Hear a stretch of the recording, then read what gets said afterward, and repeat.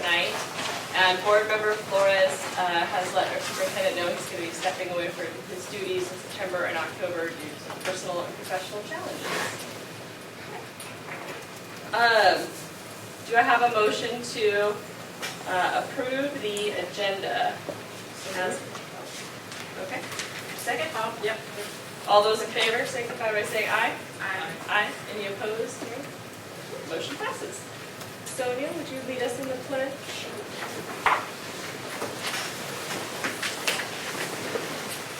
I pledge allegiance to the flag of the United States of America and to the republic for which it stands, one nation, under God, indivisible, with liberty and justice for all.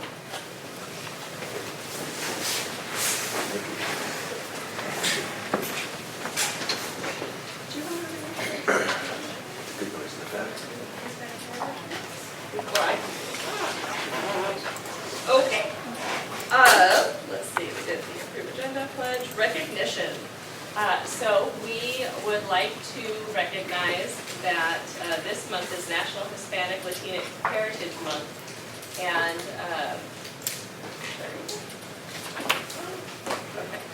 whereas Latinx heritage of the United States extends historically over 5 centuries and has been a consistent and vital influence in our country's growth and prosperity, and whereas Latinx culture is tied to Iberian ancestry and our culture recognizes that Latinx are multiracial and multicultural who can trace their historical roots to indigenous and African ancestry, and whereas Latinx in Oregon are a diverse mix of first-generation immigrants and longtime residents, the definition of Latinx is tied to the cultures across 24 countries in Latin America and the Caribbean, including the United States, Mexico, Puerto Rico, the Dominican Republic, Cuba, Guatemala, Belize, El Salvador, Costa Rica, Honduras, Nicaragua, Panama, Colombia, Peru, Ecuador, Paraguay, Uruguay, Brazil, Venezuela, Argentina, Bolivia, Chile, and Spain. They reflect an array of distinct and vibrant cultures that have enriched our community in valuable ways. And whereas Hispanic Heritage Month was started as a Heritage Week in 1968 and begins on September 15th, which is the anniversary of the independence of 5 Latin American countries, Costa Rica, El Salvador, Guatemala, Honduras, and Nicaragua. And whereas the theme for this year's Heritage Month is a history of serving our nation, and invites us to reflect on the service and contributions of the Hispanic and Latinx people of the United States. And whereas Latinx have supported Portland's economy with many contributions and leadership in the fields of commerce, science, technology, public health, or public service, health, arts, and more, today their purchasing power in Portland is nearly $4 billion. And whereas, despite these contributions and leadership, Hispanic and Latinx communities are still less likely to work in managerial or professional occupations and have median household incomes that is significantly lower than non-Hispanic whites, and more than 20% reported living at poverty level in 2015. And whereas Hispanic people have the highest medical uninsured rates of any racial or ethnic group within the U.S., which is attributed to a linguistic and cultural barriers and a lack of access to preventative care. And whereas racially motivated discrimination and harassment is at a local and national high, with a spike in hate crimes against Latinx community members, and now therefore be it resolved that the Parkrose School Board of Directors do hereby proclaim September 15th to October 15th to be Latinx Heritage Month in recognition and celebration of the many contributions of Latinx to the country and community, and be it further resolved that the Parkrose School Board of Directors strongly encourages staff and community to observe, recognize, and celebrate the culture, heritage, and contributions of Latinx to our country, state, our cities, and our schools. Adopted this 23rd day of September 2019. Thank you, Andrea, for getting that together. Borrowed it from David Douglas. No, David Douglas. Okay, and on to our presentations. We have Elevate Oregon here. Hi.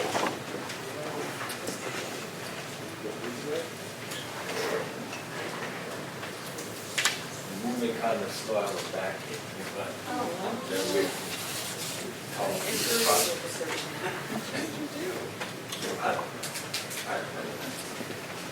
Just being trying to become younger than what I am. Do I need this? That doesn't work. It's Okay, pretend. Good. Wow. It's been a while since I actually got to present to you guys. You guys know me, Mike Nine, he's the new program manager. He slid into my old spot, and Paul Morris, he's our deputy director. And I think the last time I spoke to you guys, I was the program director. I was promoted last year, about this time. It was September 17th, so 1 full year in this position. And when I think back to the very first time I came here, Marcy Bradley and we were taking over the new regime. I was sitting, I think, on this side, because everything used to be on that side. And I'm thinking, okay, what the heck am I going to talk about? What am I going to say, right? Fast forward, going into my 4th year, it's been incredible. These are kids that actually came in with me. They're now sophomores at the high school. They started in the 6th grade with us.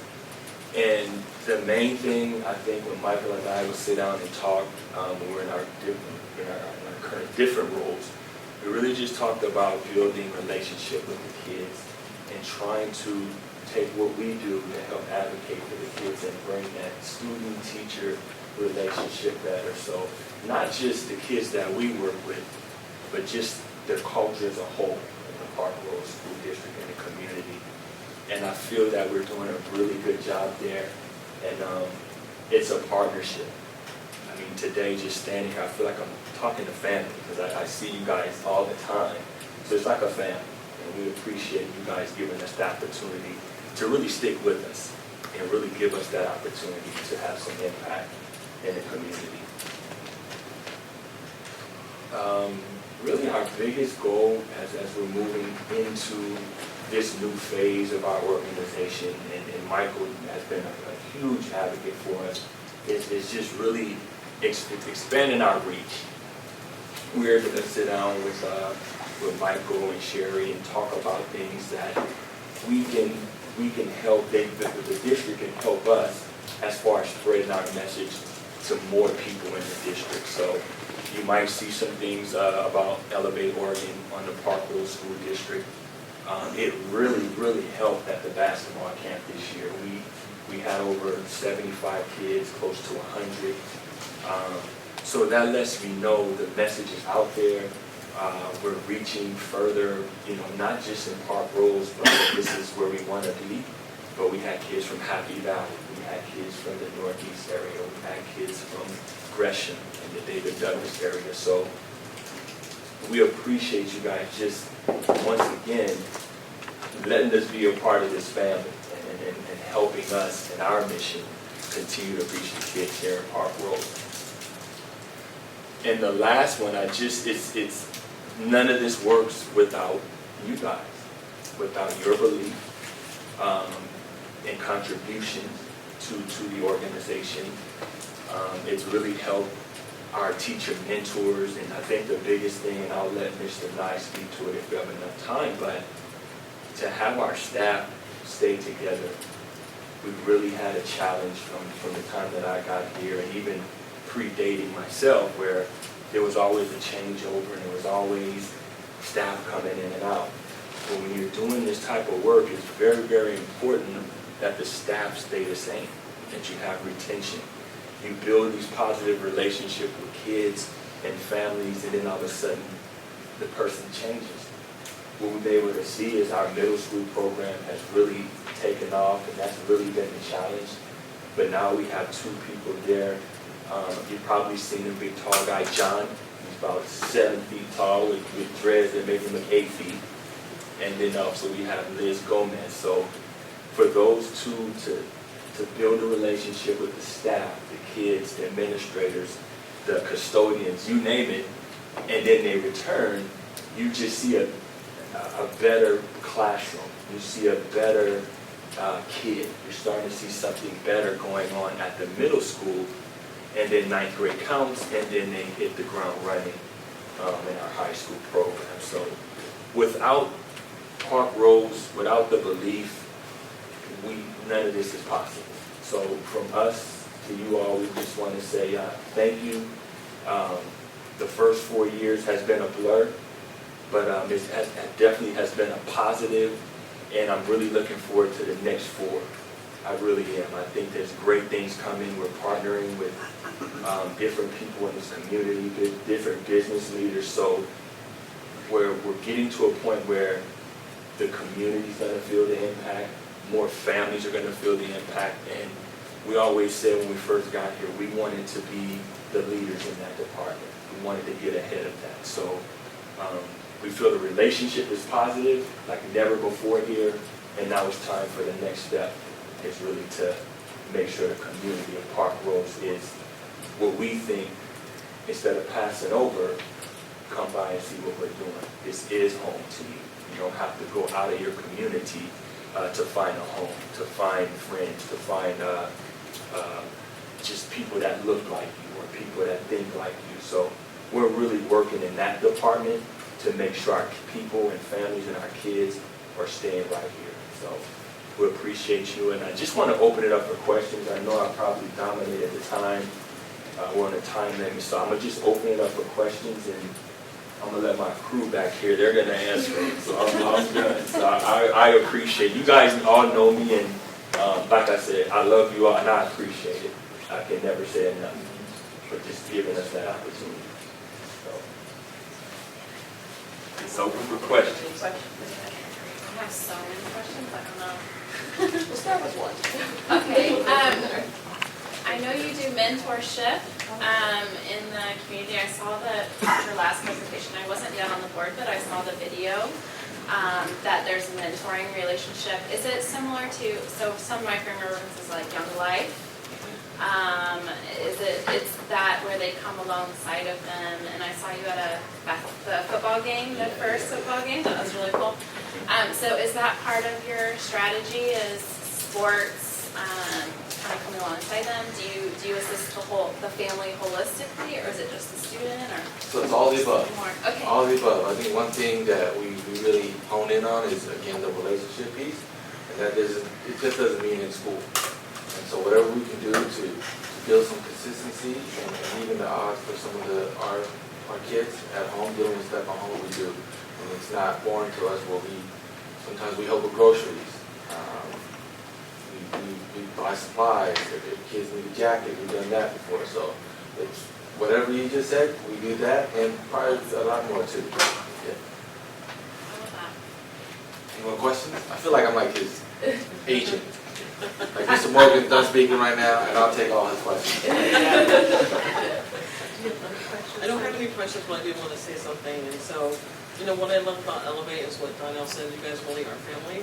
4 years that I've known you and you've been involved with my kids. That's very personal to me. I have a young man that is a senior this year, and it took a while to get him there, to get him to believe he could get there. And I think me, Rob, and Donnell, you both are men that demonstrate that to him. You've been mentors to him. You stood in the gap for him. I appreciate you guys. I'm going to get emotional. I appreciate you two so much because you are family and you supported my kids. I really appreciate it. What Elevate does is really build relationships. My son was in Elevate for the first year of high school. He hasn't been in a program, but your impact is still there. You guys still go and advocate for him. He's still involved. My twin girls did 9th grade counts this summer. Had a great experience. The impact to my family, I don't think I can ever repay that. And I hope that people know how important this program is. They're a very unique program. There's no program like what you provide here in Portland. It's very unique. We're very lucky here in Parkrose. I know Michael will attest to that we have you here because we have some tremendous, we have so much here. We have AVID, we have SEI, but you guys really stand with the families. I've been on the phone with Donnell where he's talking to people, saying, oh, I got a job. Someone just needs a job. And, we check in all the time. You guys are family. You guys are like my little brothers, and I really appreciate what you've done for our family. So thank you. So actually what we do, so wherever there's kids, like for instance, football games, that's a pretty big, that's going to be a lot of kids there.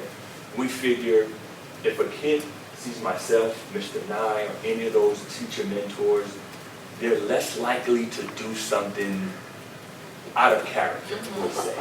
There you go. So basketball events, and then a lot of kids don't have parents and people that support them. So if you see a kid sees you coming running off the field, hey, there's Mr. Nye, or hey, there's Mr. We're supporting the kids. So wherever they are, if they're in the classroom, if they're in Ms. O'Shea's office, if they have to come to Mr. Los for a hearing, we're there. And we're not there to get you out of trouble. We're just there to advocate, because there's more to the kid than what's going on at that present time. And whatever that outcome is, whether it's positive or negative, we're going to make sure it's positive for that kid moving forward. So. Yeah, I want to thank you for the partnership that we've had in our district, and like Sonia said, that feeling of family. And just, I think I've been on the board about 4 years now, and I think one of my first meetings was having you and Marcy. But it also seems like your organization has really coalesced and grown and hit your stride. So I wondered if you could speak a little bit about staff, how the staff have grown, or how they've been able to grow yet retain, like you mentioned.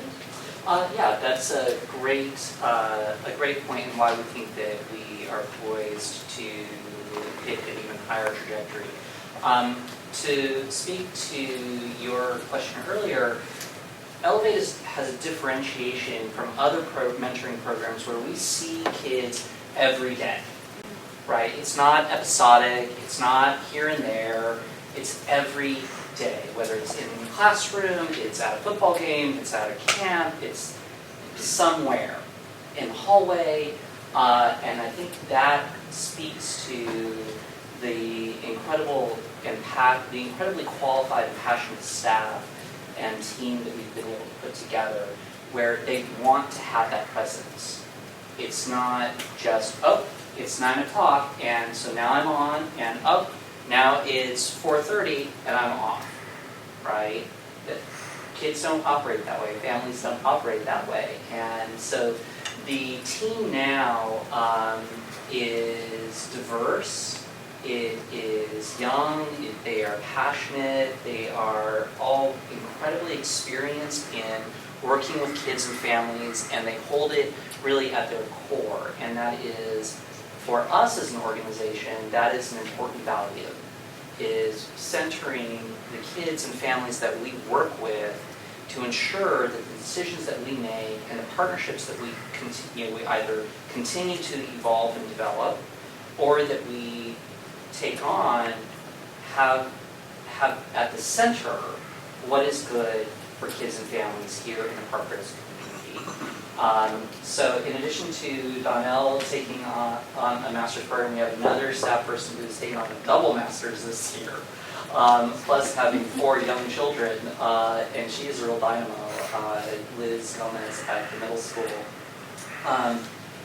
Everyone on our staff likes one another, and they get along, and they support one another, right? It's rare that you might hear a crossword between them. I'm sure that happens, but it really makes for a dynamic organization that is growing and is able to grow, both in responding to challenges that we might face right now, but also think forward towards the future.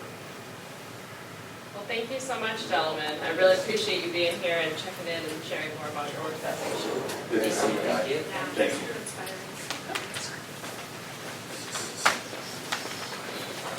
Okay, next up we have Rick Doyle with the OSEA monthly report. Hello.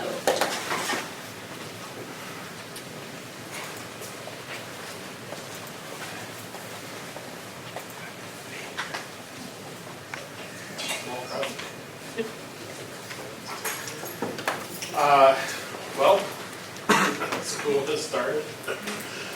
Whew. It's, it's been a lot of stuff going on, obviously. We're starting to get our feet under us as far as the union activities for the year, but at this point we've mostly been focused on, of course, originally the contract ratification, which went through, and I believe you guys approved that at the work session, right? Yeah, okay. So right now we're just kind of looking forward to planning the year. Our first big meeting will be in October, where well, big meeting. We hope it'll be a big meeting. Our first meeting will be in October, and one of the things we're going to be working with our employees on is how to understand their paychecks, because with all of the changes in the contract and then retro pay for past months, and it can be a little overwhelming for a lot of people. And I know our business department works long hours to make those happen, but inevitably, when you have that many people and that many changes, it's not uncommon for there to be small mistakes. So, and more often than not, when people come to me saying, there's a mistake on my paycheck, usually I just have to explain to them how this worked out, and there actually wasn't a mistake. But whether it's preventing those false alarms or helping people find mistakes that may be there, that education piece is a big deal. And as hourly employees, it's sometimes difficult for the translation from I make this many dollars per hour to this is what's on my paycheck, since we have the average paychecks over 12 months. It's not a simple one, so it requires some mathematics. I don't know if you guys got the word. One of our employees, one of our members, I guess, passed today. Connie Cunningham, PA at the high school. We just got the email. Like I was sitting at my desk getting ready to come over here, and the email came through from Mary. So, yeah, it's unfortunate. She's been with the district a long time, and there was a lot of people know her, and had the fortune of working with her, and students and staff. Unfortunately, she had just recently decided that she was going to retire and had just put in her notice. So that's some of the tough things we have to deal with. Not to stay on a down note, but something that we've talked about in the past that's been of interest to the board based on the questions you've asked me anyway is we have had an uptick here at this, in this very early beginning of the school year in assistance requests from our assistance fund. Luckily, our event last spring went well enough that we have more money in there than ever, so we're able to help more people than ever. But it's never going to be enough. I'm optimistic that it's going to slow down and that this is not a pattern that's going to continue for a couple of reasons, and that a couple of the folks that have had to apply for assistance are dealing with extended medical leaves, so that's kind of a random happenstance type situation that can put financial stress on people. And then the other thing is that a couple of the people who have needed some help are through the new contract, through the reclassifications, through the increases in hours and increases in days, there are people that are going to see a fairly sizable increase in their paychecks. They've already, in their September paycheck, which will be what, end of this week? Thursday. Yeah, all right, there we go. So that'll be their first paycheck for most of these people, where they'll see some increase, and then the October paycheck will have even more increases, including the retro pay on it. So at least that's what I'm still in line for October. Hopefully the retro will be in line. In this one even. We're trying. Wow. Okay. We're working on it. I wasn't going to hold. I was just aiming for. If you don't want to hold me to that. We have until 7 o'clock tomorrow night too. We're working. Well, I've been telling everybody October. Anyway, so hopefully that will relieve some financial stress on some of our folks. I believe that's all that I have for you tonight. Any questions? No questions, just best wishes to everyone starting off the new year. It's a new year, yes, getting back into the rhythm of things is hard, so, and also we want to send our condolences as well to the staff, that's all staff of those.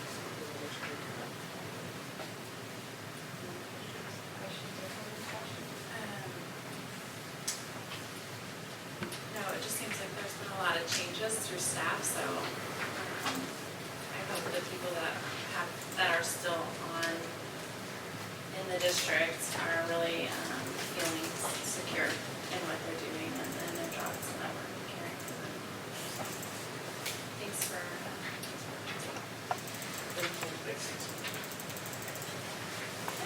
And up next, we have Zach Melzer with the PFA monthly report. All Welcome. right. I have to apologize, I'm a little under the weather right now, so I'll sound like this for the most of it. I also want to apologize for missing the August meeting. It was right when everything was popping off at the high school, and I just kind of was thinking about class, and I was like, oh, hey, I totally didn't go to that board meeting on Monday. Ooh. Anyway, so hopefully better focus. Jumping off of Rick's point there, all of the certified staff are very much aware that Thursday is payday. This week I've been waiting for that nice summer period, so a lot of people are like, yep, Thursday's coming. Woo! They're waiting for it. All right, so for September, besides everything going, so I'll kind of rewind and go a little bit into August. We had a pretty solid new teacher orientation. I thought it went really well. We had all but 2 of the incoming certified staff sign up, and we just haven't talked to the 2 yet because we just do one of those. So there's a good potential chance that all of our incoming staff will be PFA members, which is good to hear. Oregon's being strong. In early September, we had our first annual PFA back-to-school picnic, something that I and Jody Folkdahl have been really trying to push, I think, for our message this year is creating more opportunities for the union to come together and kind of build community. And it went pretty well. It was at Glen Auto Park over by Troutdale, and that was going to be rainy. First it was going to be sunny, then it was rainy, and it was just right. So we had some grilling going. So that was good turnout. At the high school, a lot of students. If you're unfamiliar with you're probably familiar with Madison getting remodeled, and there's a pretty good chance that a lot of Madison people changed to our district because they didn't want to have to go along with Marshall to commute. So the high school got a huge influx, specifically of freshmen, that was not planned for. And for the high school, a lot of the RIFs and the reassignment to TOSAs that we had, when I think it was based off of the numbers, now it feels pretty tight. So we have global studies classes again that are in the high 30s, still full of freshmen. We've got freshman English classes that are also that high. So that's been a strain on one of the teachers. And 994 students as of last year. And the middle schools around 775. Middle schools is not terribly out of number for that, but they're definitely feeling the cuts from everything that happened from pulling out from last year. So that's been a stress. They actually just lost a counselor at the middle school because of caseload issues. It was just burning her out. And so now they're trying to figure out how to fill in that spot. Elementary, kind of a lot of the same feeling, missing a lot of the support staff, a lot of the EAs. There was a movement of some teachers for kindergarten numbers that were kind of wonky across the district. And then, of course, because of different influx, the numbers came back into one school and they moved, so it's been kind of a thing. And I know that we talked, Michael, that's a whole balance. And kindergarten's a weird beast in that regard. Lots of emotional weight, though, on our certified staff from the years of undergraduate education at the state level.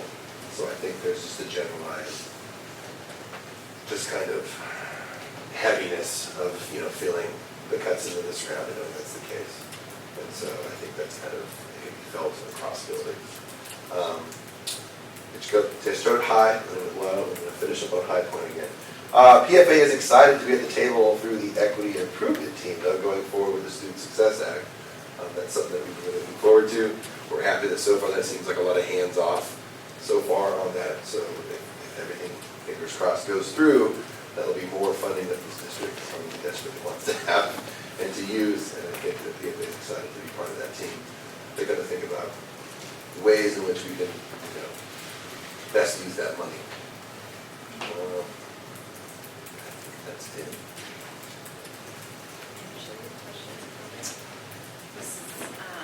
I'm curious how your hip hop class is going. Wow, okay. You were on last time, I'm just curious. I think it's going so good so far. It is a lot of kind of just putting things together in the moment because it's the first year, so it's a lot of kind of, seeing how things work and stuff. But it's been pretty solid. We've covered some of the basics, the elements of hip hop and what that comprises, which is more than just the four classic. We did a kind of an in-class, not quite philosophical chairs, but almost philosophical chairs on the question of should people outside of the Black community use African American vernacular English, because the focus of it being so much in rap music and hip hop music, it's surrounding us from a pop culture standpoint. But the argument that is it appropriation or is it accessible or should it be held within? And so it's kind of this mix between. So it was good, but it was consensus that most of the students felt it was a hard question and they felt awkward talking about it. But I think that was probably a good conversation to have anyways because they didn't go to that point. But beyond that, I'm just trying to keep it going and keep it interesting and relevant. Trying to. Question. Yes, I'm also very excited about the class. No pressure. I'll have to visit. Well, thank you. I wanted to ask about I'm excited about the equity work that we're going to be doing in the district and that PFA is going to be involved. And I'm curious how many members will be able to participate. So I believe the members that we have now are still interested in still being on the team. And then Britt was going to join. I was going to join because I'm interested. And then I think for getting a librarian's perspective, Stuart Levy was also interested in being part of it.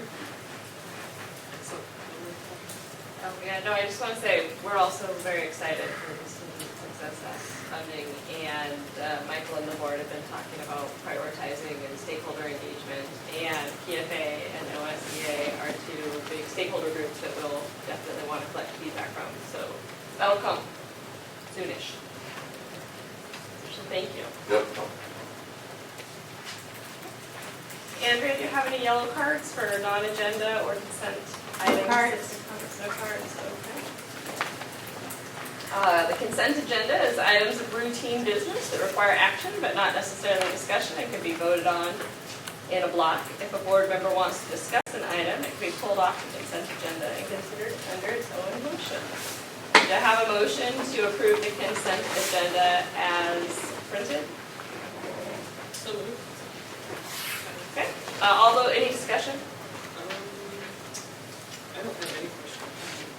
Okay. All those in favor signify by saying aye. Aye. Any opposed, nay? Motion passes.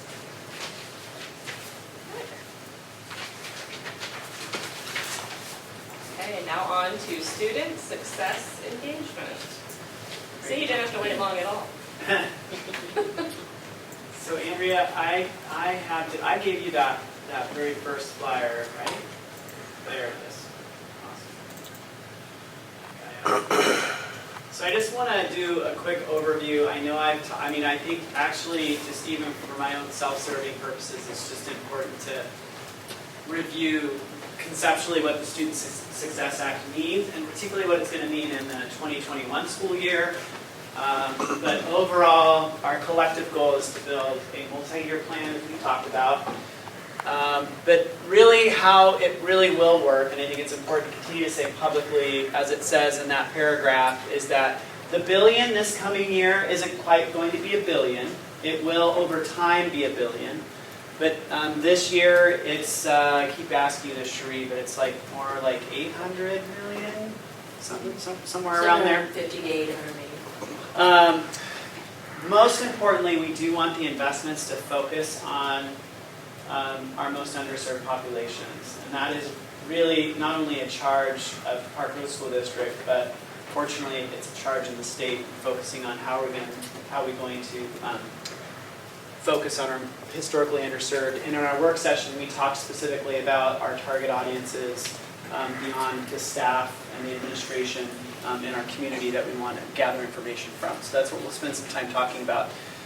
3 categories of how we will invest using the Student Success Act. So the most important conversations that we'll have here in Parkrose really will be around the far left bullet. The at least 50% is the student investment account. So you'll hear the term SIA, since education is so well known for acronyms. You'll hear how are you using your SIA. And in the spring, the district will be expected to present a plan, and that plan will be based upon our stakeholder feedback, as well as some of the kind of basic necessities we need to put back in place. I think that's part of our challenge as well. We have these additional dollars to invest. We also have kind of divested in a lot of ways over years because as Rick and Zach both have mentioned, we've lost staff, we've lost resources. So that 50% of the SIA, there are no firm numbers from the state other than an estimate from our administrative professional organization, which is around 2.6 million-ish. And that's in addition to what we've had in the past. So it doesn't really tell us a whole lot yet because it's not really a confirmed number from the state. But $2.6 million is, as you know, we cut $1.7 million last year. So that is just an important thing to kind of note in the back of our minds as we start to rebuild, because we won't get it all back in a year. And I want to reassure people that it has to be a long-term plan, and it has to be strategic in order for us to get some of our basic needs met. 20% will go to early learning, and we still don't yet know exactly how that will play out. In a perfect world, that would actually help supplement some of our general fund, but we don't know if it's going to be in grants. Early Learning Division has expectations around and those dollars are going to be separate. So that is ideally for us who actually sponsor our own district preschool, and we use district money for one of those preschools. I'm very curious as to how we can access dollars to support growing our preschools, but also supporting our current preschools.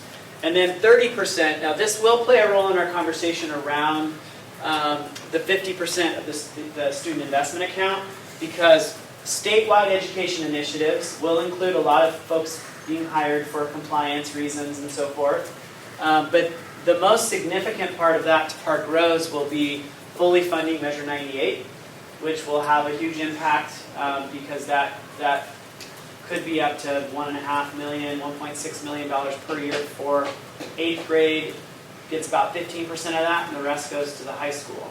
It has to be spent on specific things: dropout prevention, college and career readiness, career technical education, but that's a good problem to have because those are just dollars that we actually will have to invest specifically on one part of our system, but around some specific guidelines. And we've already done some to grow our CTE program as well as college and career readiness, but there's a lot of additional things that we'll be able to do in those conversations moving forward. If you could just scroll down a little bit more. So this gives you the timeline, and I'm sharing this timeline because I'm going to share our timeline next to just kind of show you what's expected. So granted, community engagement gets 1 month. And I just am here to say tonight on September 23rd, it's going to take a lot longer than a month for us to bring our community together. In anticipation for future investment, I did spend time last winter and spring meeting with staff and parents. So we actually have an initial list to start from, but we're just going to even target our audiences even more this year so that we have a comprehensive plan going into 2021. November, December is when the continuous improvement plan is due, and that is separate, as I talked with you all in August about. That's a separate plan. That's like a school improvement plan that the district is responsible for turning in addition to the SIA or the student success plan. And ideally, once they kind of figure out how things will roll out, that those two things will coalesce. And I do know that that's the goal, is that our continuous improvement plan will be our student success act plan. It's just not there yet. So we have a homework assignment due in November, and then again in May we'll be expected to have our student investment account application ready to go. Tomorrow, various other days during this year, I'll be going to meetings, Cherie will be going to meetings to learn about what this application will look like. Christine's group will be learning along the way. So right now, it's just every day we may get new information, and then we just figure that out and get ready to do that application. And then, of course, once we get to May and June, we hopefully will have, in a perfect world, we'll have a 5-year plan, right? Strategically for academics, but also for financially how we want to use this student investment account. So this 5 areas for input. So of course the number one thing to be addressed is reducing academic disparities. That's why historically underserved students will be the focus. And that, as we've talked about in Parkrose, is our Black African American families, our Hispanic Latinx families, our students with disabilities, our language learners. All of those historically underserved groups will be groups that will really want to pay attention to how are we leveraging these additional dollars to support our most underserved students. Meeting students' mental and behavioral health needs, providing access to academic courses, allowing teachers and staff sufficient time to collaborate, review data, and develop strategies to help students stay on track to graduate, and then establishing and strengthening partnerships. And you heard Donnell and his team tonight talk about how partnerships can actually play a big role in supporting our schools. And then allowable investments, you can see they're pretty broad. Class size, well-rounded education, instructional time, health and safety. And we need all of those things, right? We're gonna want a lot more than we can actually do, but that's gonna be the good thing about the conversation. And hopefully we'll be able to really pin down the things that are the highest leverage for the dollars spent to be able to make that happen. I think the challenge for all of us is figuring out what's the basic school look like, what are the basic needs, and then what are those additional investments we'd like to make to leverage opportunities for our historically underserved populations. Any general questions about Student Success Act in general? No questions at this time. Just gonna ask questions about this. Yeah, I'm gonna talk about that Okay. next. I have some few questions about this. Yeah, of course. For whatever, did you have any? I'm like processing and I didn't realize, it's part of my own fault, but the Measure 98 money was coming out of that yeah. SAI.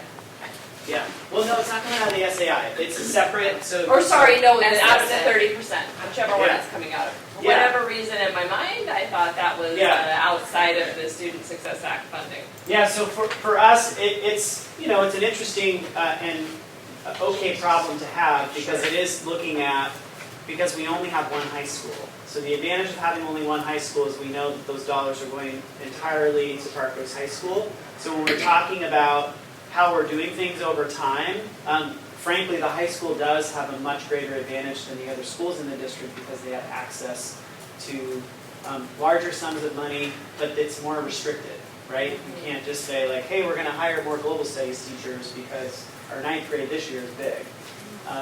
It has to be focused on those areas, and we have to write a different plan for those dollars to be able to access them. It does mean we can hire staff.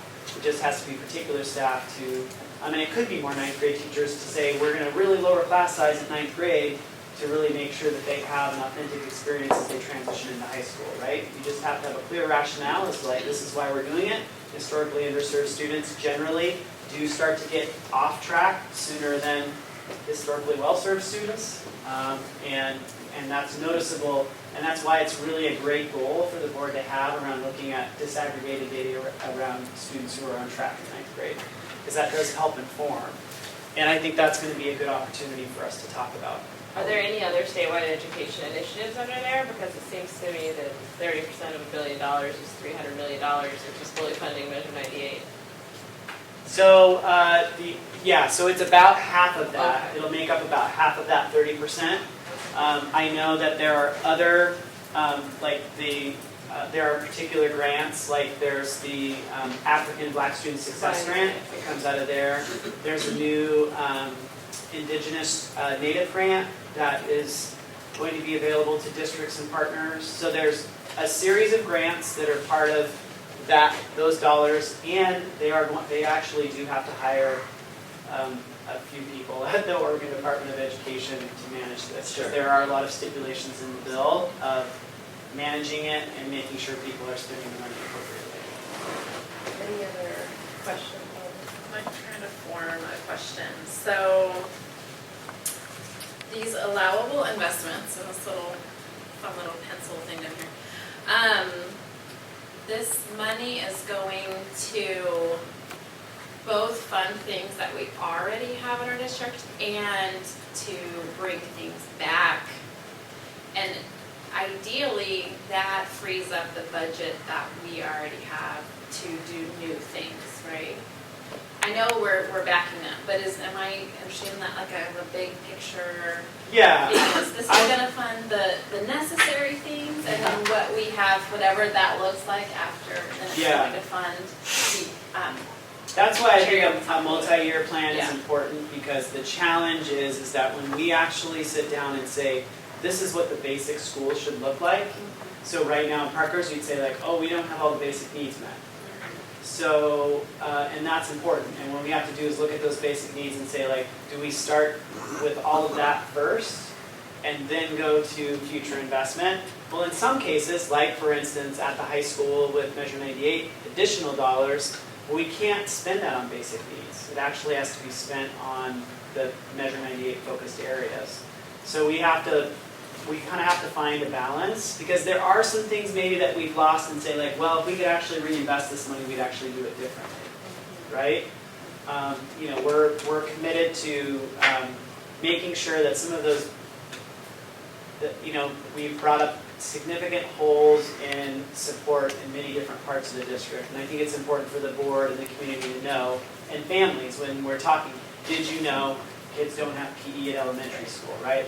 Did you know that kids only have PE part of the time in middle school, right? What I consider a basic service that we don't necessarily provide, but that costs, right? And here's how much it costs, and who is it serving? When we talk about our equity lens, like who's going to have the most advantage from having that opportunity? We've cut so much, so it'll be a little bit of a painful process, because you realize like, oh, we've lost a lot over time, and now we've got to build that back up. So I think it's a matter of coming up with a strategy of how do you get back to the basic necessities while trying to be innovative and supporting these other concepts as well. Yeah, because I think some of the disconnect for me right now is I'm not aware. My kids are younger. We've only been in the public education world for a while, so because we're stepping into a school district that doesn't have those basic needs, I don't know what those basic needs are. And so we're saying, what are the basic, I don't know what is extra and what is basic, and so I would love to understand more of like, how does our district compare to what other districts have? And, I know PE, that's always brought up as an example, but I'd be really interested to understand more of what it actually looks like to have a little. And I think part of our work, like our work together, will really be looking at that. And our team spent a lot of time in the spring talking about that conversation of like, if you just kind of took all the bricks down, and then you built it from scratch again, right? Like kind of a zero-based budget. What are all the things we need? How many teachers do we need? How many educational assistants and classified staff do we need? That was a conversation that we had, and we realized like, that there were inequities in the district in terms of like what certain schools had and what other schools didn't have, even in an environment where we've cut a lot already. So, and a lot of that is conditions of, when I first came to the district, principals were charged with the budget cuts to say, cut 10% from your budget. So they got to kind of pick and choose what they cut from the budget. So some schools had cut educational assistant time. Some schools cut a teaching position or a librarian to save money. And that's obviously was followed by multiple years of other cuts. So we will try to give you that picture so that you have more to work from than what you do today. No, but I think that's a really good point to bring up, is that for 10, 15 years, this is a generational reality of school not being what it should be, and us providing an education that isn't what it should be, right? And we've had to make do with so little for so long that feels like the new normal. Yeah. And so I really support creating like a ground up vision and then investing there instead of just backfilling or band-aiding or saying like, oh, well, we lost these things, put it up. Well, the world's different than it was 40 years ago or 20 years ago, and looking at what is the education that we should be providing kids that will address our achievement gaps and our discipline disparities and get more kids the outcomes that they need to have. Yeah. So, Yeah, I think this is a really great opportunity in the next 6 months to a year, talking to community members about what needs to be replaced, giving them an education of what we actually need in order to be sufficient to run the schools. And a lot of parents aren't aware of what's needed, or they make assumptions on what we're doing with the money that we receive. Yeah. This is going to be a real education, showing them what we're going to be bringing back, what we're going to be funding, why we're doing that. And I think that we'll garner a lot more support if they're educated about what these funds are designated for, what the requirements are, and what we can fund back, and then what we can use out for a general Yeah. fund.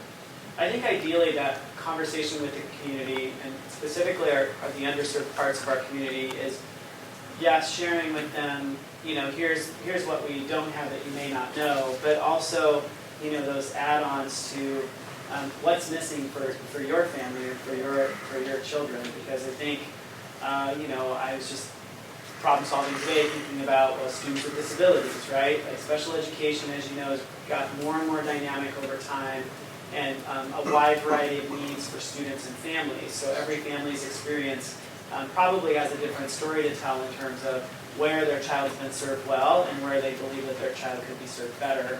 And I think those are the important notes to take to say, how much are we using that information to really weigh our investment decisions on what we do, that we know in turn are going to benefit our kids as well as our staff, and in turn the community as well. Any other? All right, let's go to the next timeline sheet. So I wanted to just highlight for you in general the Parkrose timeline. And some of this is a work in progress. Much of it's because a lot of it has to do with just bringing stakeholders together, letting people know, like, hey, this is the time to really have a conversation, because this is going to be an important time. So I've been spending the last couple of months meeting with a lot of stakeholders in the community and a lot of even individual business owners that I want to be involved in the process, because these are opportunities where we can actually start connecting our kids to the community, particularly when it comes to opportunities coming out of high school. So I've met with Elevate. Of course, I had multiple meetings with Donnell and Mean Roth throughout the year. I went to SCI, met with Tony Hobson, their executive director, because SCI is one of our partners. And again, a lot of times it's just like, hey, we're Parkrose, we're the little guy in Northeast, please remember us. Because a lot of the partners will come to us when there are grants, but otherwise we're oftentimes, we got to go knock on their door. And I think the partnerships are going to be really important to leverage, particularly opportunities for our most underserved students. Latino Network, I've been working with the NAACP around, of course you remember the incident from St. Helens, that's how we originally came together. But Pastor Mondane, who is the executive director there, he's been bringing us and St. Helens together for the last 3 months, and so we've had some collective meetings. It's been really informative just kind of on the broader Portland level of what some of the needs of the Black African American community are. So it's just been a really educational experience for me working with the NAACP. I've met with a lot of individual Parkrose. Just this last Friday, I met with Nate McCoy, who's a Parkrose alum. He's the president of the Northwest Regional Minority Contractors, and he does a lot of work in the region. Again, he wants a connection to Parkrose High School and how he can work connecting career technical opportunities in construction and carpentry. So it's just finding out, like, where are all those parts so that we can engage people now to find out when we are planning or thinking about creative investments that we know where to go. So I've tried to spend my time making those connections, particularly for the most underserved parts of our community. And I'm going to continue to do that, right? Because every time I meet a person, like I met Nate on Friday, and I met Nate Truolando, who is a Parkrose business member, and those connections just keep coming, and that's just great for me, because these are all people like, I want to help Parkrose specifically, tell me what I need to do, which has been great. We're working on calendaring culturally specific feedback meetings on the Student Success Act. So I'll be working with Elevate and SEI, Latino Network.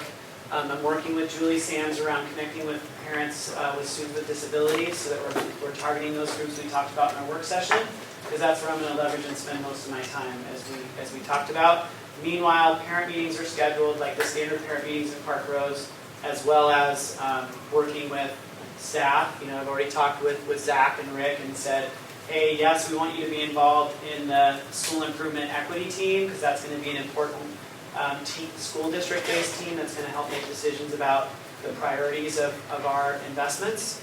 But more importantly, I'm going to work with the partners to set those meetings, and I think that we can achieve a couple for each of those groups, where we have an opportunity to gather that feedback and then bring that back to the school improvement team and the board and talk about what filters out of that, like what are the key themes that come out of that. So you see each month, so every month starting next week, we'll meet with the equity and school improvement team, and that is a team that's going to be made up of certified, classified, administrative staff, community members, board members. I really see this group as being a key decision-making group in terms of making a recommendation to the school board and to Cherie as we start to develop a budget for the 2021 school year. But one of the products I'd like to see out of that is a 5-year strategic plan around what our add backs look like and what we want to maintain and build upon. So then I just have the equity and school improvement team meetings, culturally specific team feedback meetings. As those meetings get planned, I'll just be communicating that to you guys in my newsletters. And then I just put kind of like SIP plans due in November. And then our final report ideally will be in April, as I targeted and talked about at the work session. Around on the very bottom, I just wrote some things that I believe I'll need from the Parkrose School Board. I think we'll need to have discussion and agreement about what those basic needs are. So Ashley, it would be like us providing you with, okay, well here's where we think we stand today, right? You heard that we have kids in upper 30s in global studies, right? You obviously were aware that we had 32 kids in a kindergarten in Prescott. So you know that some of the current realities of where some of our gaps are. But I think that's going to be important so that when we do get to budget time, you have a good sense of what are we actually adding back and what are we actually investing in. Does that make sense? Investment's kind of a tricky word, right? Because investment to me, when I use it, I'm thinking about new innovative practices that we know are going to have an influence on our most vulnerable kids. Student Success Act update questions and suggestions. So talking each month about where we're at. Have you learned any more about the allocation? Have you learned any more about like what this application is going to look like? How much time is it going to take? Because it is going to take a lot of time, and there's only so many of us in this room that actually do that work, because we are really not trying to ask the schools themselves to be kind of putting this work together, because they're just not going to have the time to do it. They'll be given lots of input, but the plans themselves have to be done here at the district office. Support to spend most engagement time on underrepresented families in Parkrose. Definitely will need that support, because I do think that that's going to take time. And most importantly, I just think that it's you can go and ask, but it's also building relationships, right? And being a new superintendent, and although I do have relationships throughout the district, some of these are first-time meetings. And I want to make sure that I'm genuinely circling back and genuinely showing interest in the people that I'm reaching out to make those connections with. Participation from 2 members on the equity and school improvement team. So that's going to be important to have board representation on the team. And then just commitment to growth and using and applying our equity lens. Because I think the challenge for us is making sure that all of the things I think that are going to come from people's point of view about what we need to do are going to be authentic and genuine, right? And I think they'll all be good things. There'll be things that we could all say, like, these are all good things for students. But our challenge will be, what are those most important, high leverage things that we are committed to doing on behalf of the most marginalized, vulnerable families in Parkrose, the ones that have not been served well by the current system. And we know that some of the reason is because we've been kind of underserving everybody for a while. But we also know that historically there's definitely very clear trends that some students have been less served than others. Any questions about that document? No questions. You will, every month, you will let us know, so the culturally specific feedback meetings Yep. is very generic. Yes. And so when you come back to tell us, you will tell us specifically what groups you met with, what your discussion is each month. Yep. And Yeah. For instance, next week I meet with Latino Network on Wednesday, and we're planning the culturally specific meetings. So because I'm working with partners, and the partners are working with a lot of other districts, we're just identifying dates where we can, and the hard thing about being the little district is that, you know, big districts have like people that are just like Student Success Act people. And that here, that's me. That's, you know, a little bit of Cherie, a little bit of Christine, a little bit of Julie. So, you know, we've got a lot of hats. And again, that's why that relational piece is so important, because I do think people genuinely come to Parkrose and say, like, hey, we like working with you. You know, Donnell's a good example of that. So, you know, Donnell will be a really important partner in engaging our Black African American community. And he's going to engage and do that work with us. So that's just identifying the dates and how many, and then just a general plan for what's our agenda going to look like. So I'll come back and say, hey, we set our date with Latino Network, and here are when those meetings are. And those are, you know, those will be public meetings that folks will be able to attend and participate. And the one person for the special education is Julie Sams. Is there a parent network for? So that's what we're planning to do. Is we actually did a really great thing with our staff last year, just in terms of looking at the needs for special education across the district. And I think that plan is something that will drive the conversation with we'd like to just engage some parents. And she of course is the person who's closest to that work and would help me and the district facilitate that. But I think that because there will be plenty of parents that will say yes, there will be plenty of parents that are like, I'm not done, I can't do it. And I think that particularly for students with disabilities, it's just such a dynamic range in terms of those needs. So I think we probably just want to have those be more intimate, smaller group conversations so that we're actually gathering authentic information from folks. Okay, so then will we be able to expect probably twice a month check-ins, right? Some at our work sessions, and then at a business meeting following this calendar and sort of building out the timeline that was in the previous document. So ideally, this timeline just fills with specifics. Yeah. And that doesn't mean that every month there's going to be something, but essentially, yes. I mean, it can already, you know, I could have listed all of my October meetings that are already scheduled. And what I did actually try to schedule in October were the meetings that I know already exist. And those are like parent group meetings where I can go and sometimes engage folks from underserved communities and say, like, we're going to do another meeting here. So that's really how I'll be spinning. So yeah, every couple weeks you'll get an update because it'll be a little bit more planned and a little more done. And we're on track for the continuous improvement plan deadline. Fair enough. Yes. I always got my homework done when I was in school. I hear you. These are ridiculous timelines for this level of work and for something that didn't exist 6 months ago. It's going to be intense.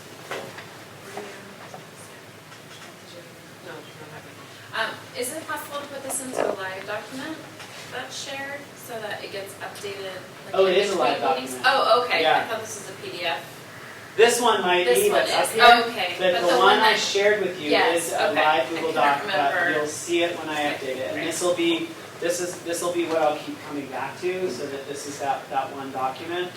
I think that we'll probably come up with some format to share the feedback that we get each time. And we'll probably, the school improvement equity team will be a team that will help kind of synthesize that information, and then, you'll receive the synthesis and summary, of course, from board members that are participating as well, because that'll all come really fast, and that'll be kind of the challenge for us, is getting that information down to, I've still got big, long lists of chart paper, as you've seen in my office, and that's from last winter and spring, talking with staff and families. And there's a lot of themes, right? There are a lot of themes in what people are asking for sure. Anything else? So at our work session, we will just spend a little more time as I get educated, right? Like I'm going to a thing Wednesday morning, and I'm sure I'll learn a little bit more. And so I'll make sure that each time that we meet, I'm sharing that pertinent information with you, so that you know what's new and different, new requirements or deadlines. I have a feeling the deadlines will start to expand because people get panicky.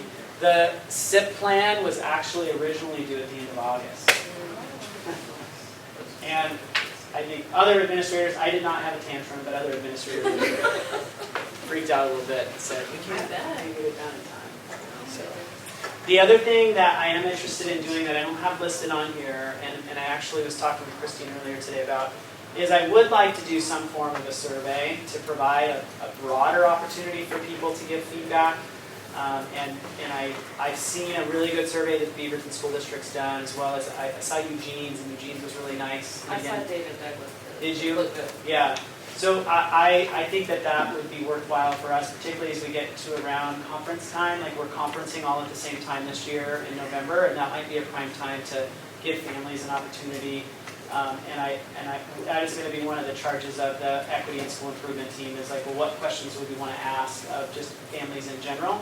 So that survey can be at least a framework, because the most successful culturally specific partnership meetings that we've had, we ask like 3 questions, and then families just have an opportunity to talk on those broader questions about what their needs are. So something that's not super duper long, but gives us information that helps inform us about our future decisions.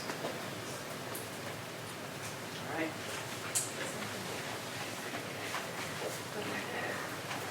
Moving on to Board of Education items. Okay, so Sonia and I are members of the Regional School Board Equity Team, which includes representation from Multnomah County school boards and some superintendents, except for Portland Public Schools, and we have met monthly for 2 years, right? This is going on 2, yeah, it's been a minute. And our vision in that group is to develop a movement from within school boards to create a more inclusive school board experience, center the perspectives and recommendations of board members of color, and regionally address inequities impacting the Portland metro area. On October 5th, Sonia and I will be attending a day-long retreat with that group, and I feel like we're finally making some traction and some forward momentum. And one of the things that we did in the group, I forget what day it was, but on a Tuesday in September, was use a racial equity lens or a filter to work through some scenarios and case studies of things like naming buildings and redrawing boundaries, and how would you apply an equity filter or equity lens to those scenarios. So we did small group work with that, and I thought that was actually really useful, because that's exactly what we're trying to do here, right, is apply our equity lens, which is an imperfect tool, a set of questions that helps us reframe and change our thinking so that we're considering people different than ourselves when we're making decisions. Anything else to add to that? No, what I like with what we're doing is really kind of rebuilding the way that boards operate in East County, because the demographics have changed in the last 10 years or so. And so our practices for what the policies we put out need to have that racial equity filter. We also need to have our racial equity statements as districts, supporting people with coming from different diverse backgrounds. So I like the work that we're doing. What we're going to be doing and during the retreat is drafting something that could be used regionally for all districts. So it's really important work, and it's great having that representation all over the East County districts. district, so looking forward to finally getting some work done. And this is, I think, I mean, I kind of groaned or was being snarky saying it's been 18 months or 2 years, but we're really building a lot of relationships between the East County school districts, which I'm not aware of any other regular group of board meetings, or regular meeting of board members from different districts where we can talk through common items of concern. So that's really building a lot of relationships there, which is great. I think, aside from being great, will also help us be more effective, right? Because with the mobility and sort of churn rate of our kids, they're kind of all our kids in East County. Sonia, do you have or any questions or comments about that? Sonia, do you have an update from the caucus? I do, so, what I wanted to do first is do the OSBA Board of Directors update, like in the split them, because they're kind of, I did them both, over the weekend. So this was my first meeting as an OSBA Director from Multnomah County, representing, Region 19, so I was pretty excited. So kind of just, business as usual for their September meeting. They were making nominations for leadership for legislature 2020. So we have the new president, vice president, and secretary and treasurer. And so we also discussed, we talked a lot about professional development for board members. It's something that's, that Jim talked a lot about being very supportive of. And so there were a couple of articles we read, and we kind of talked in a small group about the benefits of it, how it benefits a district, and talked about, we looked at case studies where boards that actually do professional development, they implement policies, and that provides change in the district, and we see more successful students in those instances. So it looks like there's a culture brewing in Oregon where professional development is going to be cool for board members, so I'm very excited about that. And I totally support that. So some other things we talked about is the work with OSAA is ongoing. I have a number of OSAA. So I attended the first football game of the season, and what I heard was something drafted by OSAA, and it was a sportsmanship code of conduct, like a statement, which is great. So they've drafted something that is going to be played or read at every game during competition right after the Pledge of Allegiance or the national anthem. And so it talks about sportsmanship, the conduct is expected, what the protocol is, what they expect people to do, and how they should behave at sporting events, which is great. And I heard that loud and clear. I was really excited about that. So it sounds like that they're making some headway with drafting some OSAA guidelines on sportsmanship, the code of conduct. There is some other work going on with our president of the Dakota Caucus, who will be meeting with OSAA in the next week or so. They're going to be working on just continuing that work, the equity work, drafting more policy and procedures, coming up with things to, some kind of like a system in place whenever there are racial incidents at sporting events. So just looking forward to that work. It looks like they have meetings planned for the next 6 months. So once a month they're going to meet and work and come to a consensus on how to draft that policy and how to implement the policy. Let's see. So we had an executive director report from Jim. He talked about his goals for the next year are the successful implementation of the Student Success Act. So he talked about like the support he'd like to have in place for boards. He wants OSBA to be a resource, so they talked about how they can do that. And that work is ongoing. He also talked about equity pretty heavily, talking about in reference to the board training and some things that happened there. There was a misstep with equity training and how they are looking at implementing an equity policy, which will probably take a year or so to draft. There is equity training that will be taking place with OSBA staff and the board in January. And so they've hired someone who's going to come in and do that training, facilitate that. So just looking forward to seeing how that plays out as well, because that's going to be really important, changing the practice that's been happening with OSBA of not having an equity policy and making that something that's a real priority. So that's a little bit of what we did during OSBA. It was over the course of 2 days, and my notes were, I think my packet was 150 pages, so it was a lot So just a brief overview of that. Our caucus, color caucus meeting, we met after the OSBA meeting was over on Saturday afternoon. We didn't have a consensus, so we basically kind of just reviewed. Three of us are doing workshops for the North November regional meeting, or annual meeting. So we talked about our progress on our workshops.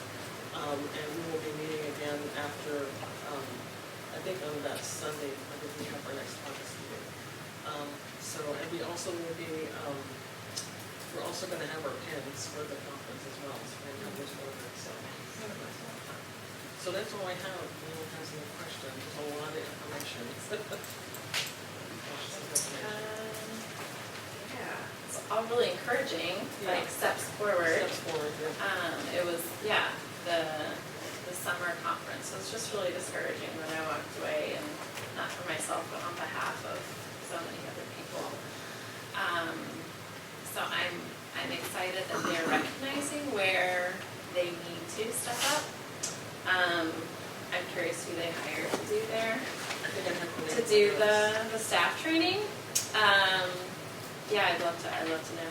And I was curious which three, I know you're doing your OSAA workshop, but what are the other two that So the other two, one is following in my footsteps. It's talking about students experiencing microaggressions. So a panel of students, and I don't know the progress on that workshop. The other one was prison, school and prison pipeline. And I don't know, I haven't seen a draft of the other presentation.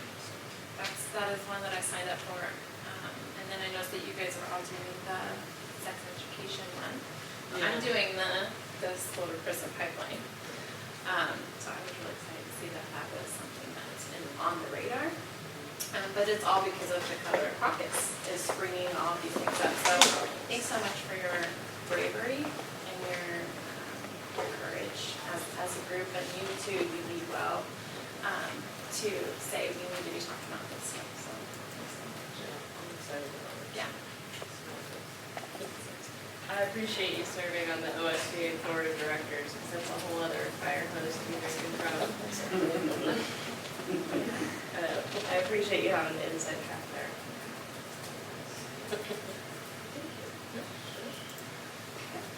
Parkrose Educational Foundation Committee Liaison Report. It is our usual practice to have a board member attend the Education Foundation meetings. We did not have a board member that was able to make it to the September meeting, but it looks like there was a grant awarded for safe cases. I was there. And that the auction planning has begun, so save the date for April 25th, 2020. I'll be going on in October. Ashley signed up for a couple dates. Sonia, if I can email a couple more dates, I'm available to you, Andrea and Sonia, if you'll do the same. Yep. Good to go? Does any board member have a legislative update? Is there any action that any of us have taken in engaging other local elected officials in education matters?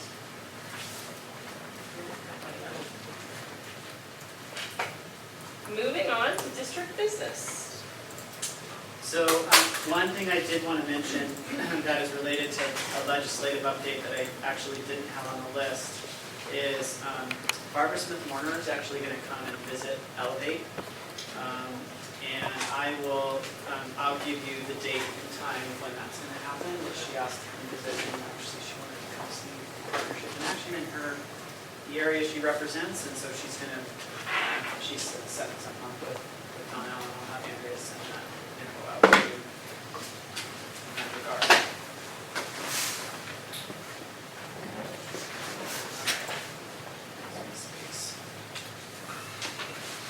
All right, so we have a whole list of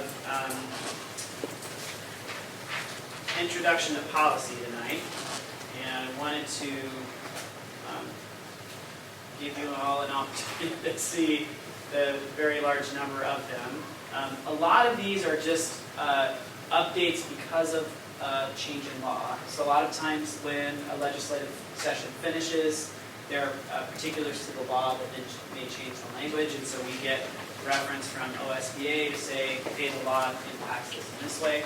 This is kind of one place where the service that we pay for through OSBA helps us because we know where we need to update our program. So the purpose here is just to give you an opportunity to kind of look through these policies. We'll have a first reading at the next work session. If you have questions in between that time about any of these policies, you can answer those questions. All right. Andrea and I will do our best to answer what we can. And her and I have spent some time going through these, and a majority are really just updates based on state law change. I actually saw some of this weekend, so it was in my binder with OSBA, so. Oh, good. Yeah, I saw one of the. We're along the same lines. Yep. Some of the questions. Actually, the questions. Yeah, I'm sure I'll have a couple questions in the work session, but with the density of the packet, this is what I did not prioritize, knowing that we would see it again at the work session. Yeah. So. Okay. So I wanted to spend a little time sharing with you kind of a kind of proposed change over time to kind of how we're dealing with facility rentals. So we've made some structural changes within the district and how we're handling facility rentals, and this is primarily to create more of a district-led system. We've hired a facilities coordinator using some of our facility funds so that we're able to promote and create revenue across the district. The high school is definitely our primary revenue maker because it has the most space and is definitely the most popular place to rent for folks who are renting our facilities. This internal document is for use of determining how we may determine whether somebody gets something at a reduced rate or a free rate. Cherie's department has spent time, over the past couple of years, making sure that our rates are kind of at market rate. There was a long period of time where we were not charging as much as other districts around us for our rentals. She did the same thing as she's mentioned before with even our the buildings that we rent, and those are updated leases that have more appropriate fees charged to them. So this list just highlights how the district would go about determining whether or not an organization would qualify for free or reduced. The board has typically been the group to decide on free and reduced, and Andrea and I looked into a possible policy change or interpretation of the policy that the superintendent or designee, because generally these kinds of things are something that Shalini and I talk about, who decides on who gets the free and who gets the reduced. I'm sharing this with you tonight because this is really the guiding principles that we would use. Anybody who's going to get a 100% discount would really have to be measured against what Parkrose receives, particularly Parkrose students. And it is very important to me that our athletics receive the top priority. We already are really challenged for space. Our dance and cheer teams practice in places that I don't think are ideal, and I'd like for them to have gym space that's available. And so that's one of the first components of cleanup is really, there are a handful of long-term agreements that often were just handshake agreements where people were using Parkrose facilities and not paying a fee. And we really believe that this criteria helps establish something that is fair and equitable across the district, but it also has clear criteria on how we would determine whether or not a group would receive free or reduced rates. So moving forward, we would like to have a process where typically it's been you all that approve free and reduced. We have some requests tonight. That is up to you to, but I would like to look to the future and possibly having the superintendent / designee make that decision, and then the board would be available to appeal. Andrea's worked on some language about for the board of really kind of, a lot of times right now it's, hey, we've been getting this deal for a really long time, this is a great thing, but ultimately one area where we have lacked revenue. One reason our pool's not open full-time is simply because we actually don't generate enough revenue through our facility rentals to, we create good revenue through the buildings that we rent, but the actual facilities that we rent out. And again, a lot of it's primarily been because a lot of it's been focused just at the high school, middle school a little bit. Elementary is very little because they don't have custodians at night except for the rotating custodian that shows up once a week. So we're just looking to clean up and make the process more of a system. We have software that we purchased that will help us assess what we have available and coordinate our calendars so that everybody knows when a space is rented, because we actually have had a lot of conflict in the past where two groups have showed up to use the same space at the same time, and all parties didn't know that was arranged. So that's one of the other reasons why we feel like this is really important. I really appreciate that you're starting to do this. I have always thought in my time on the board that it is odd that we approve these free or reduced facilities because we aren't the knowledgeable party about why or if. So I've always read those through, right? And people needed to document their things. But as you and your staff have been working through this, it's become more clear that our facilities have been used by a number of parties through a number of various verbal agreements. And then it is very frustrating to feel like we haven't had all of the information when as members of this board, it's our job to be kind of overseeing the assets of the district, right? And our buildings are our biggest assets. And then to feel like we haven't had all of the information there to be making decisions. But then also, along not having all the information to make decisions, we're treating groups of people differently. And that doesn't feel good either, that we're making decisions where we haven't had all of the information, and that some people get this deal because they talked to this one person 20 years ago, and other people get a different deal today. And so I really appreciate the effort that you and that your staff and the facility staff have put in to streamlining this and cleaning it up, and I understand that it'll be bumpy for a year or so, and that we're going to have to really talk with people who have been longtime users of our facilities, but it's a reoccurring theme that we've cut days, cut staff, cut budget, and if we are, I'm not quite sure what the right word is, right, but like depreciating our assets or degrading our assets, and we're not recouping costs to maintain our fields or maintain our gym floors, or if our custodians have to work more because folks are using the building and we don't even know about it. That's a thing that we need to know about and we need to do differently. And we need to cover the cost for the extra burden on staff, because folks like custodians and our 4 facilities folks for our 10 buildings have been picking up that slack. And it's not cost-free, right? It comes at a cost of the custodians, the facility people, and of our asset maintenance. So I appreciate that. And it's a big liability. If we're not aware and someone gets hurt or whatever, we can't care well for in our building. Yeah. I was curious, so there's a new job role. Can you talk more about what that role is? Yeah, so Tom Dufresne is our maintenance and facilities manager, and he will oversee this position. We call it facilities coordinator. Facilities coordinator essentially will be the hub of where anyone who wants to rent facilities in the district, or use facilities in the district for that matter, would contact her. She keeps a master calendar. The new software that we have with a collective team that's come together. Cherie was on that team, I think Rick was on that team, Andrea was on that team.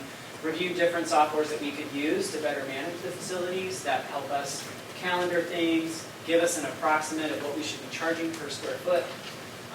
And that's really helpful at a somewhat low cost to pay for the software and make it all work.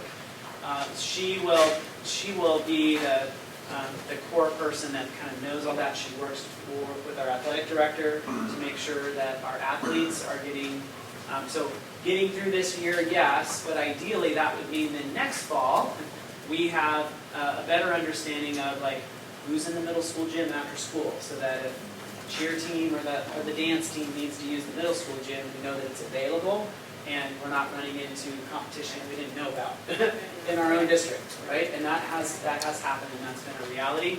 And as Sarah pointed out, the direct impact has just been on, our employees who typically are the ones cleaning up or setting up for these events, which in turn sometimes we're not necessarily getting additional revenue for. We did put something in place a couple of years ago where we were asking folks to pay the custodial fees. But even then, when you don't know about an event, you show up on Monday and the event happened and you still have to clean up. That's just been oftentimes on the backs of our maintenance staff. So she just started, I think she's been with us about 3 weeks. Yes. And Kirsty Opal. her name is Kirsty Opal, and she's just working hard to get those connections. And also part of this role is letting the community know what's available, because we have for instance, we have a beautiful theater at our high school. There are actually folks from our community that may want to use our theater and pay money for the theater. So what we've been doing over the past month is actually meeting with some of the organizations who are doing great things for Parkrose. Don't get me wrong. But just coming up with memorandums of understanding around if they're using the facilities for free, because there are some existing partnerships, for lack of a better term. We want to reserve the right as the district, if somebody comes in and says, hey, we want to rent a pool or we want to rent the theater, that if it's not reserved for students, most importantly, then we want to have the right to be able to rent the facility, and Kirsty will coordinate that. Are you approaching the people who previously used the thing and telling them it's not her job? No, but I will say though, sometimes people put in their, form for the year, and then she'll say, hey, there's a new process, and that's such a surprise. It's been a surprise to some people. I definitely know that it's not making everybody happy, because it does mean for some groups who may not have had to pay anything, at the very least, we have to make sure that basic costs are covered, because it really just ends up on people to do more work in the district. We're not necessarily asking these groups to do more. And some of the groups really just want to do great things for Parkrose kids. So for me, then it's like, if you're not serving the 75% of Parkrose students, what are you giving back to Parkrose? Some people come here and get the facility for free, and then they do a fundraiser. Right? And what's coming back to our kids for, so just really asking more clear questions about what's the benefit to our students. And that's really what we've been working on. Yeah, I appreciate this process too. I mean, our buildings and our property is our greatest resource. And, it's great that we have resources to lend to the community or to organizations, but also we have our costs. And, we don't want to tax our staff to go in and clean up after we come in. So we need to have this process, and I'm excited about the opportunity to have more funding as a result of this, having an organized process. And then the schools, the organizations that are going to support Parkrose and support our kids, the more the better. I think it builds community to have them in the buildings. So I'm glad to see this process in place. So for our action items later that are related to free or reduced facilities, for some of those, it was a little tricky for me to figure out what the actual request was or what was being recommended to be approved, right? Because we're not the ones reviewing this yet, we're the ones supposed to be making a decision to approve it. So I think after we do a motion and a second in discussion, I'd like to have you clarify what is being requested here and how that document was applied. And then if we need to remake the motion, we'll do that. Yeah. Does that make sense? That makes sense. Okay. Because I was like, Yeah, there's a lot of them. And that's why there's a lot of them, right? We have a person now, and there's just more of a consistent process. right. Where people were using different avenues before. Yeah.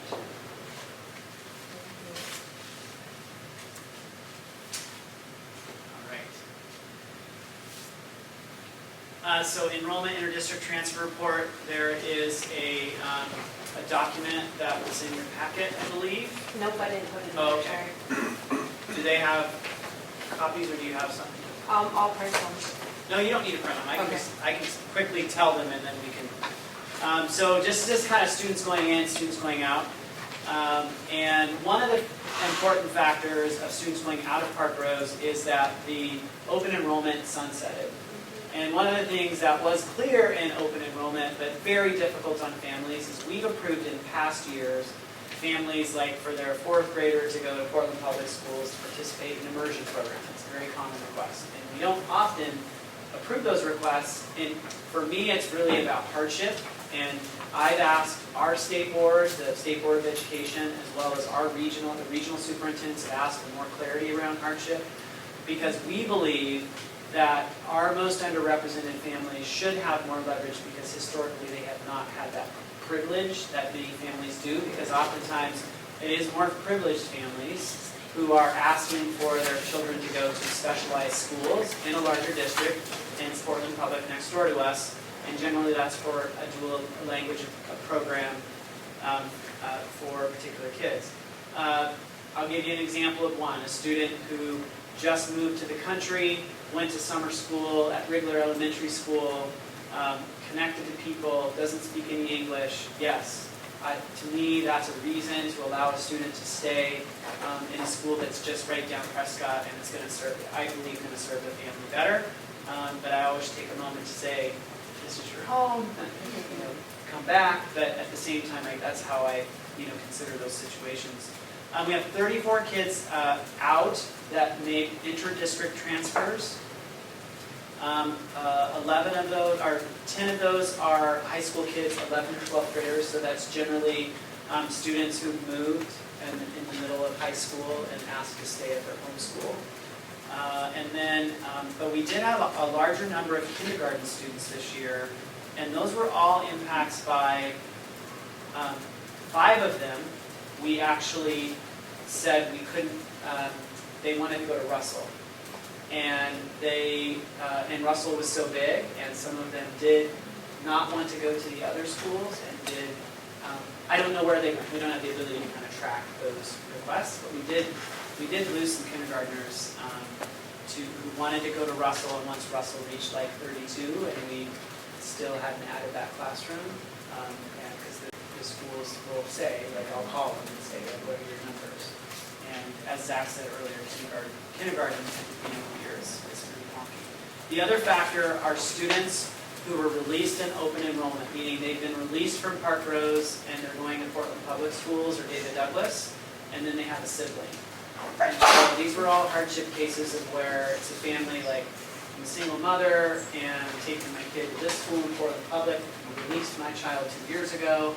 Now I have my 5-year-old and so forth. The good thing is moving forward, open enrollment doesn't exist anymore, so those more random releases won't occur. So I think that number will go down. We have 40, so we have 34 going out, we have 40 coming in. Most of them come from Reynolds and David Douglas, the majority of them. There's just a handful from PPS, so those kids that are coming from Madison are probably just using a different address. So these are the folks that actually make the request and say, we want to come into your district. So that means they go through the process of going to their home school district, getting released, and frankly, lots of districts don't, they don't release unless there's a hardship. We agreed collectively in the region and defined what we believe were hardships, like students' right to return to a neighborhood if they were homeless. All those various hardships are things that we agreed upon, and we releasing students based on that definition. So that's where we stand. We're a 6-student difference in the positive, but still, I'd like to keep those, at least some of those 34 kids back. But very few in the elementary schools, which is good, and that was part of some of the leverage and the challenge of bringing child care to the district, is we wanted to be able to tell them that's available. And although our director of business and operations is still driving the bus to get kids to child care, we're working on that. Almost. We're getting there. Appreciate it. So land Was acknowledgement. there an overall enrollment number?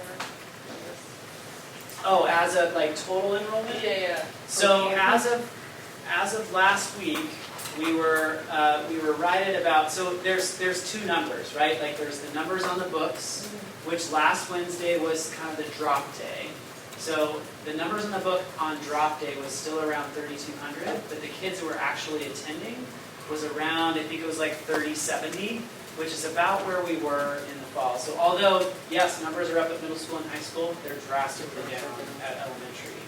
So it is, again, it's a bit wonky because of the way it's distributed. Huge 9th grade class, big, but like really, really small first grade, small second grades. That primary grade level, with the exception of those big, that bulge in kindergarten at Prescott and Russell, the two other elementaries, Sacramento and Shaver, the kindergartens are really small. But the good news is that kindergarten class as a whole is a bigger group. It's the biggest group we've had in 5 years. So that is a trend that's changed because we were seeing what the trend has been. Those earlier grades, those classes are just smaller relative to, the 9th grade class is really big. Last year's senior class was a really big class. And we were anticipating losing some enrollment because that senior class was bigger.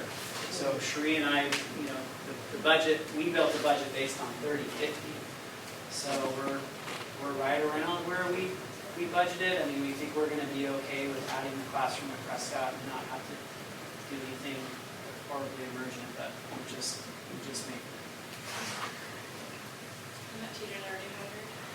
That teacher is in the process of being hired. I think they're interviewing this week. The job is posted and I do have a question about the daycare or the after school champions. Do you have enrollment numbers on that? it's 40. They were at 51, however, they only enrolled were 39, so the rest of them were on a hold list because we couldn't hold more people at Prescott based on the staffing they had. So we've asked for one school to be open at Russell, which is where the biggest number of the second set of kids would be. They're kind of waiting until the Sun School's open because we want to ensure that the students that are enrolled will stay enrolled there for a cost analysis. So we have a little bit of time, but that's on my ticking list to wait. I think I have a week and a half left before I make it phone call. So it looks good so far. It's just getting over that. There's this nervousness around Sun Schools. All right. Land acknowledgement. So this guide actually was provided by Sonia, and I wanted to, I'm doing some work to bring, I think this is work that in order to do a land acknowledgement as a school board, it's important for us to understand its roots and origin, and I think that there's no better folks than some of our local indigenous people to come and share with the school board its background and the reason behind it, the why. So one of the partners I have a meeting with that I mentioned, I think at the work session, is with Paul Lumley, who's the executive director for LEA. And he's provided me with some contacts, and ideally that would just be someone from the indigenous community to come and talk to the board about just the background of the land acknowledgement. And that would hopefully, just in this document that Sonia had provided, I think one of the things that was just a recommendation is just kind of having a deeper understanding of why we would do this, so that collectively as a school board and the school community we're rooted in that why versus just if we're doing it for correctness reasons. I think it's important to understand why we would acknowledge the lands of indigenous people. Yeah, I really appreciated this document. Can you go to page 3 of it, Andrea? Sorry. I think it's page 3. There was a bulleted list at the bottom. Maybe the next one. Yeah, that one. I thought that was a really good, just like you're saying, why would we do this? And in the regional school board equity group that Sonia and I have been going to, this was one of the practices that we do in that group. And I thought that the sort of combating the erasure narrative of Native people was a really important piece. And this, I thought that this bulleted list here was a good reason why we should be doing this, right? Support larger truth-telling and reconciliation efforts, create a broader public awareness of the history that's led to this moment, counter the doctrine of discovery. So I think that this is just I really appreciated you sharing this document, and I support you in meeting with folks from NAIA and others this week. Yeah, there's so many community events I attend now where this has become the normal practice, and it really kind of just resets, it connects you to the location, the history, acknowledging, people who have lived here before, acknowledging, them being removed from the land, the history. So it's really powerful. It's a powerful way to start community events, and I think it would be really important for us to adopt something. Yeah, it's just a really practical and loving way to acknowledge there's such a small segment in our school, and as we're talking about closing off some of those disparities, we're just recognizing why that number is so small as well, right? Like we all our answers just have a part in what's going on in the world, so I just think it helps kids feel like foundationally, this is where I am in the world, this is where I fall in this timeline. I can choose to continue it, or I can choose to disrupt it, so I think it's really important. And right now I think we will take a break, a 5-minute break, coming back at 8:28, let's say. On to PE. So this is just kind of an update. We actually were awarded a salary-only PE grant. It's called the PEAK grant. Did you say a PEAK grant or PEAK? PEAK, like P-E-E-K. I don't know what it stands for. Something PE, physical education for every kid, something like that. One of the unfortunate stipulations of this grant is that it can only be used for salary, and they only awarded each school $47,000. And that is not quite enough to cover salary. We cannot pick an employee or hire somebody based on the stipulation that they only make a certain amount per year. And the district would be up to the district to pay for payroll and benefits, which, as you know, almost double that amount. So I've talked with our cabinet, our principals. It's going to be really tough to pull off. I've been told that we could possibly get this award if we were going to fully fund PE in the future. The problem is we just don't have like the liquid asset to just jump and start. I did propose like, well, could we do 2 people and pull that off? It still means the district has to come up with dollars we don't necessarily have, and it's where we are in the school year too. Like we just received news of this, and we actually haven't even actually received the formal grant. And it will be and here's the biggest challenge, and this is a challenge for the future. The biggest challenge is this grant requires the elementary schools to meet the 150-minute requirement. So, and that is the law, and it will be fully into effect next year. 150 minutes basically is 30 minutes every day. Doesn't sound too like a bad deal, but logistically, with a full-time, you would need a full-time PE teacher to even get, 90 minutes if you're lucky. It's rare that kids would have PE 3 times a week, and our schools are big enough to where it would be tough to pull that off, just rotating kids in and out of PE throughout the week. So I'm trying to figure out if there's a way for us to start, because one of the things, since we haven't had PE at the elementaries for so long, is inventory, curriculum, all those things where the stage really does need to be set to have things be successful for our kids and the support for our teachers. But they essentially awarded mini grants across the state, and so the amount that we applied for, we didn't get. We didn't ask for $47,000. We asked for more than that. That's what we got. So we're in a tough position because, one, I feel like the district should be obliged to meet the requirements of the grant, but I'm not sure if we are financially prepared to do it or logistically prepared to do it. I'm super reluctant to say no, and I haven't completely decided on that yet. Everybody's been whispering in my ear that it's going to be really tough to pull off, and as our colleagues have mentioned tonight, we're very strapped for time and energy. In my talking with the grant coordinator, she has said that if Parkrose did not start this year, we could reapply and receive the grant next year, which could play a role in our own implementation if PE were one of those priorities that we focus on. But I feel like it's important to know because it's out there. We've been talking about it. Yeah. But I just don't know if we have the ability to pull it off in a way that's going to be good for kids, good for the adults that we would have to hire to do the work.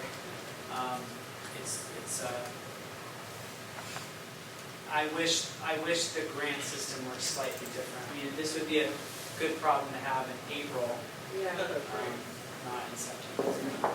So just stay tuned. I'll have another update. I'll have some final remarks at our work session.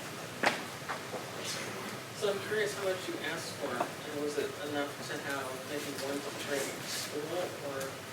Yeah, we asked for 65,000. So we just kind of looked at, that's not quite enough, but that was the most you could ask for. In that regard, it'd be easier to pull off.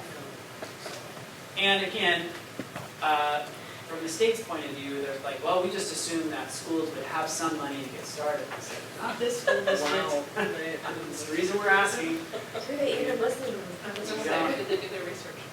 Yeah, and these grants were put together when the law, again, this is legislation that kind of drove this need, and I think the intention of the legislation is good, but again, I have no idea of really where the 150-minute number came from.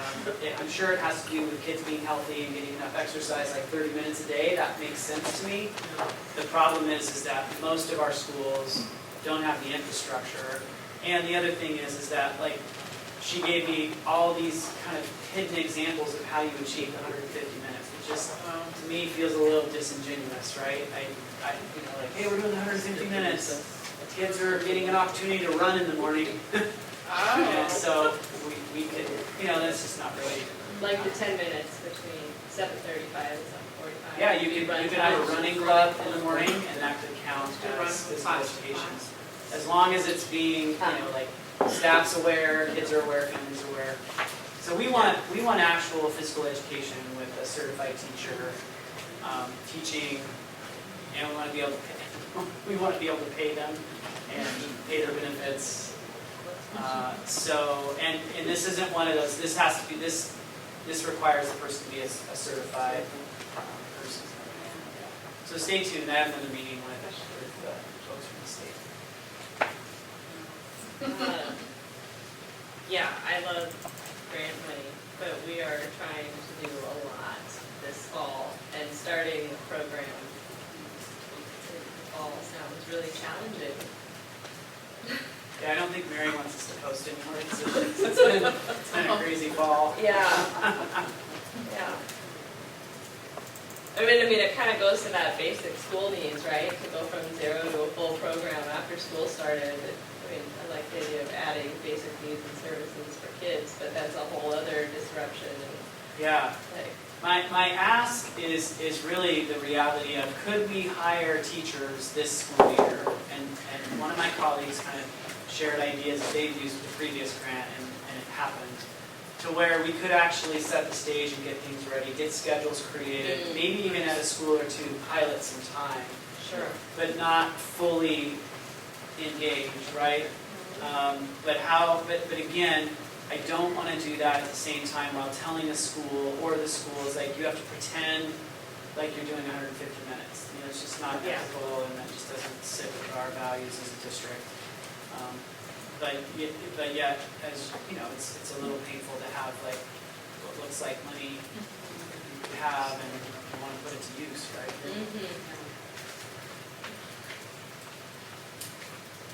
Basic school needs. So I talked about this earlier, and I think this is just an exercise as we do develop our future agendas, particularly in our work sessions, where our staff can share with you. This is one of the things I'm gonna talk with our school improvement equity team about next week. What are those? What's the basic school look like? I mean, it might even be a drawing exercise. Like, what are those basic needs, and from the different stakeholders' point of view. So that, I think, that'll just be kind of an ongoing piece of work that we'll do together. This legislative meeting, we're trying to put together. We met with Stacy Michelson, our government affairs person for Multnomah County, and she's just going to work with Andrea and I to put together ideally something in January for our local leaders. We did tell Stacy we wanted to focus on city government and county government and bring some folks from Metro. And after meeting with Nate McCoy the other day, he believes that there's just a lot of promise with Metro. He's a big believer in Metro. So I was like, all right, I'll tell our board chair that. So that's what we're working on, just getting all of those important people together. And likely what we did last time is that we just designated a day and just tried to make that day available to the board members and the representatives that are at the meeting. I told her, of course, the last time we did have some of our representatives come and speak before, so we wanted to target before the short session, even though education will likely not be a main topic of the short session this year.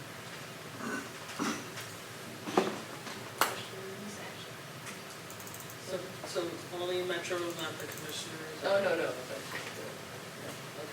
Yeah. Yeah. Okay. And you're gonna be looking at January dates? Is that right? Yep. Okay. Changemaker professional development. Oh, wait, I did want to say. Sure. Yeah, definitely, it seems like a good time to be, I'm sure you're already talking to the county about our Sun partnerships, but that's probably a time when we want to. Yeah, it's a better time, because I think I told you all last year that Chair Kafori already told me that some schools are in the danger zone. And that's a big problem for us, particularly at a time when we're investing, because they pay for about 80% of Sun costs, and we pay for about 20% of them. Yeah, we definitely need to meet with the county. So we'll make sure that we have some county folks available. Changemaker professional development. So last year, Ashoka is the organization that does the Changemaker professional development. And I've been meeting occasionally with this group over the past 2 years. This is a group that really is looking at a larger community and changing the way teaching and learning takes place within a community. They use the term ecosystem. And this is part of a grant that actually was awarded to Parkrose School District through the Miller Foundation. We're not the only district involved, but we're the district that's getting the most slots, meaning that people that get access to the classes. It's on November 4th and 5th are the first 2 dates. This will be a mix of administrators, teachers, classified staff. I encouraged they want to encourage them to include our union leadership, because this is around, again, very tied to kind of what we're doing. How do we bring student agency to our district? Changemakers is all about identifying the world that our kids are growing up in and recognizing that it's changing very quickly. I actually thought about it this morning with the young lady who spoke at the UN, and I don't know if you've heard her speak before on climate change, but it's pretty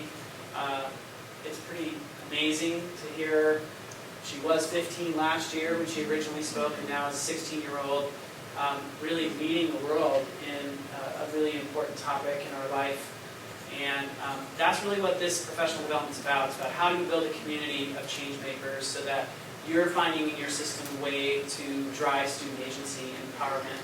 And that's just a really important part of where I think, as an educational institution, we can afford to be more innovative and more thoughtful about what change we need to make as an organization in order to serve our kids and provide them the real world opportunities to make a change in their community and in the world that they live in, so that they start to see more of a practical sense to the social needs of the community, the economic needs of the community. And I think that just drives interest more toward, STEM and innovation, and because kids can see themselves as someone who can make a change. And that's what this work is about. It's 5 sessions, and ideally we would like 15 to 20 people from Parkrose, which is to build a cohort from elementary up to high school, and include just key people from our district to be involved. And I believe in the work.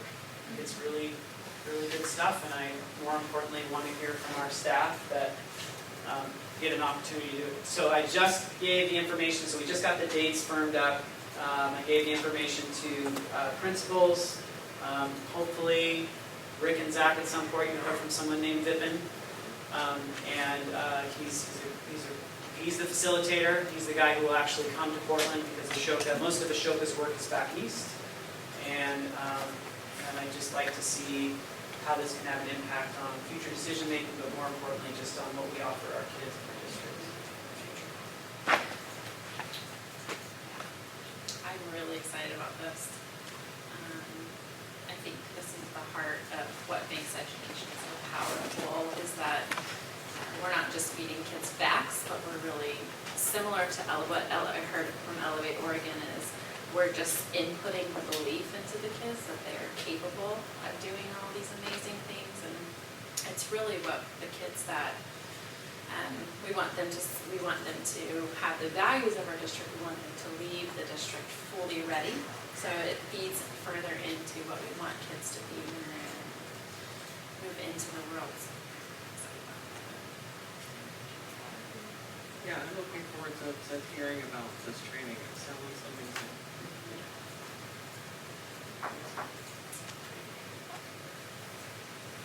All right, Sri,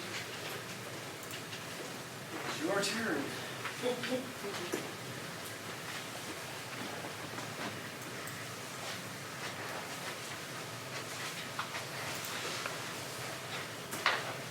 Sri, I know it's not on your report, but I do think that it's important to congratulate you, and also, and the congratulations really has to do for a great thing for our district, because we refunded the bond, and Yes.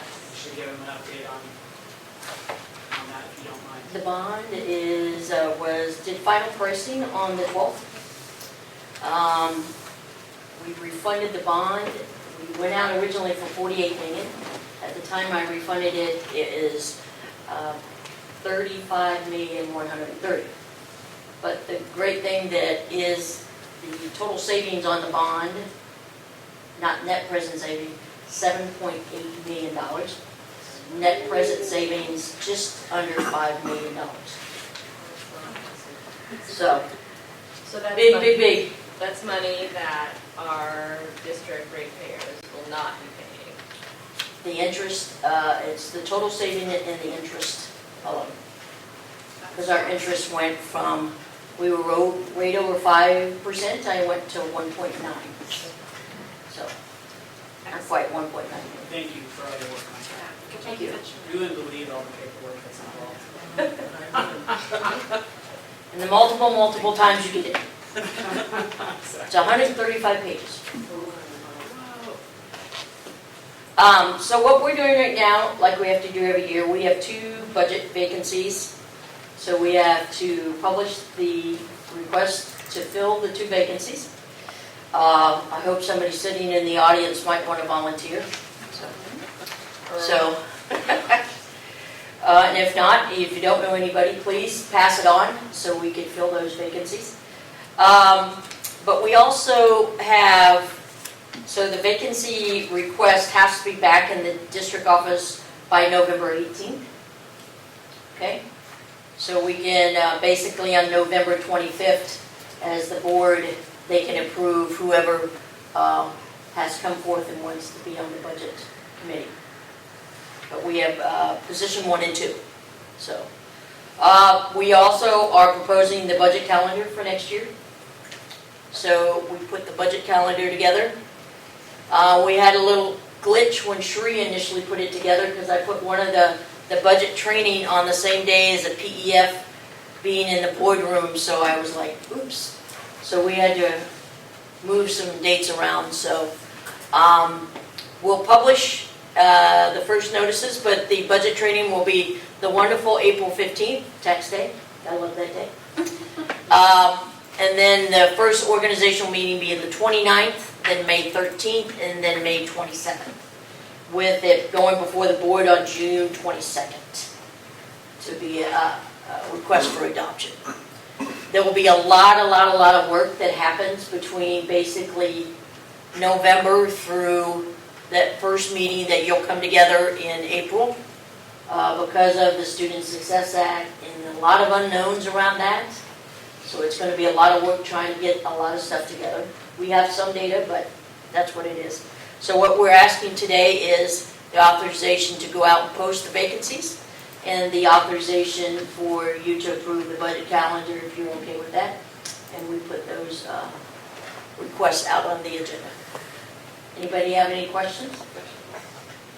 No questions. Those dates, even though we're approving, they're subject to change as well, depending on. They can change, but typically they don't change a lot. I typically try to keep about 2 weeks in between each meeting to allow the first meeting for people to have time to discuss after we give you the budget booklet. And then after the second meeting, if there's any more questions. But yeah, there's not been a lot of changes like that because we typically have it on Wednesdays, and Mondays are already taken up with board meetings. And with the school district, calendars are already full, so we have to be prepared, particularly for principals, because we do ask principals to be at the finance budget meeting. So we try not to change them once we put them on the schedule. No, I know in previous years we've had a meeting in December or January, sometimes on a Saturday morning. We didn't do this year, and we didn't do it last year. Okay.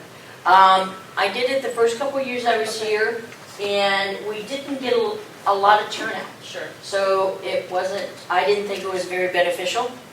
So I kind of really advertised for anybody and everybody to come to the April 15th meeting. Because at that time, we know a lot of the budget. I do not discuss the budget in its totality, but I do kind of walk around some of the totals because I don't have the authority to publish it yet. Right. So.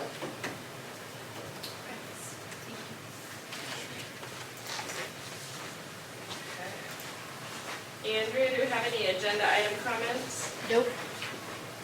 Okay. So we're moving into action items. Do I have a motion to accept or reject the 2019-20 board norms and board practices document? So moved. Second. Okay. Any discussion? Okay. All those in favor signify by saying aye. Aye. Aye. Any opposed, nay? Motion passes. Do I have a motion to accept or reject 2019-2020 board and superintendent goals? Move to accept. Second. Okay. Any discussion? Michael, I appreciated your refinement here based on the discussions that we've had at work sessions and other places. All those in favor signify by saying aye. Aye. Motion passes. Do I have a motion to accept or reject the superintendent's review of student, parent, and staff handbooks, 2019-2020? I move to accept. Second? Second. Okay. Any discussion? Sarah and I chatted, it was a tiny bit, like, they're such difference, just even in the elementary schools about the hours that the buildings are open. So I was like, what is being done to kind of synchronize student handbooks so that we're The being staff handbooks or the student? I'm sorry, I keep getting them mixed up, sorry, the staff handbooks, so that we know that employees are receiving the same treatment all around. Is it, I don't know, so you can speak to it. Yeah. Is it your job to do that, or is it the principal kind of submits what traditionally they have submitted and it's not? Yeah, so there's a couple of factors. One, yes, I agree that there are some inconsistencies. One thing that we did change contractually is that there is a clause in the PFA agreement, in our bargaining agreement, that highlights what used to be kind of the former work hours, right? And that's changed since we went to the 7:45 start, because we used to have the clause in there. Essentially, it's like that the building will ensure that we're going to have the building open for teachers to a certain time, and we just determine what that time was and did accordingly. What I would like moving forward is that all of the handbooks are the same at the elementary level. It is one of those things that traditionally, going all the way back to me being principal in the district, it was up to us to update and do our own handbooks. So therefore, you even get different codes of dress and what's agreeable. And that issue was actually brought to me in considering one staff handbook compared to another. So-and-so's allowed to do this, but so-and-so's not allowed to do this. Middle and high are more similar than they are different. But I think one of the things that I'd like to do is just have the staff handbook part be the same, and then they can have an appendices, which we have master schedule and various other communication things that might be unique to the school moving forward. So that's something I can put on my superintendent to do this. Not that you don't have enough already, but can you go through every one with this fine tooth? The principals do give at the beginning of the year a list to Tom and I that says these staff have access at certain times of the day, because they may have somebody coming in early, Right. or people that they know that will cover for them if the sun program or whatever.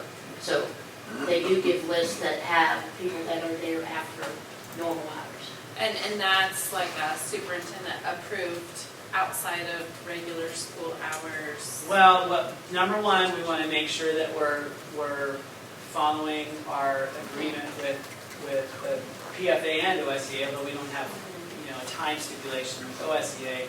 We want to be sure that people have access to the building at appropriate times, and obviously the elementaries are a little more limited because they don't have custodians there all the time. So that's really the issue that kind of presses against for them. But again, that doesn't mean that we can't have your common handbook. Right. And that we're agreeing to when the schools will be open. Yeah, just fairness. Yeah, that makes sense. Okay. All those in favor of approving the student, parent, and staff handbook signify by saying aye. Aye. Any opposed, nay? Motion passes. Accept or reject the 2019-2020 site councils. Do I have a motion? So moved. Second? Yep. Okay, any discussion about site councils? Yeah, I was just making a comment that I thought some of them were kind of small. There was not enough participation from, you have teacher, like in Sacramento, it's only 4 people, and you don't have a parents. So is there a requirement in order to have like not a consensus, but to have a group? There definitely should be balance, and some schools use their leadership teams as site councils, and some schools actually have a leadership team and a site council. And so I think that's where some of the differentiation is. And you see, obviously, some of the teams are really big at the middle school and high school and have good representation. But I also think the other piece, like with the site council, should have opportunities, particularly as we're extending hours for classified staff, or we have classified staff as we're on.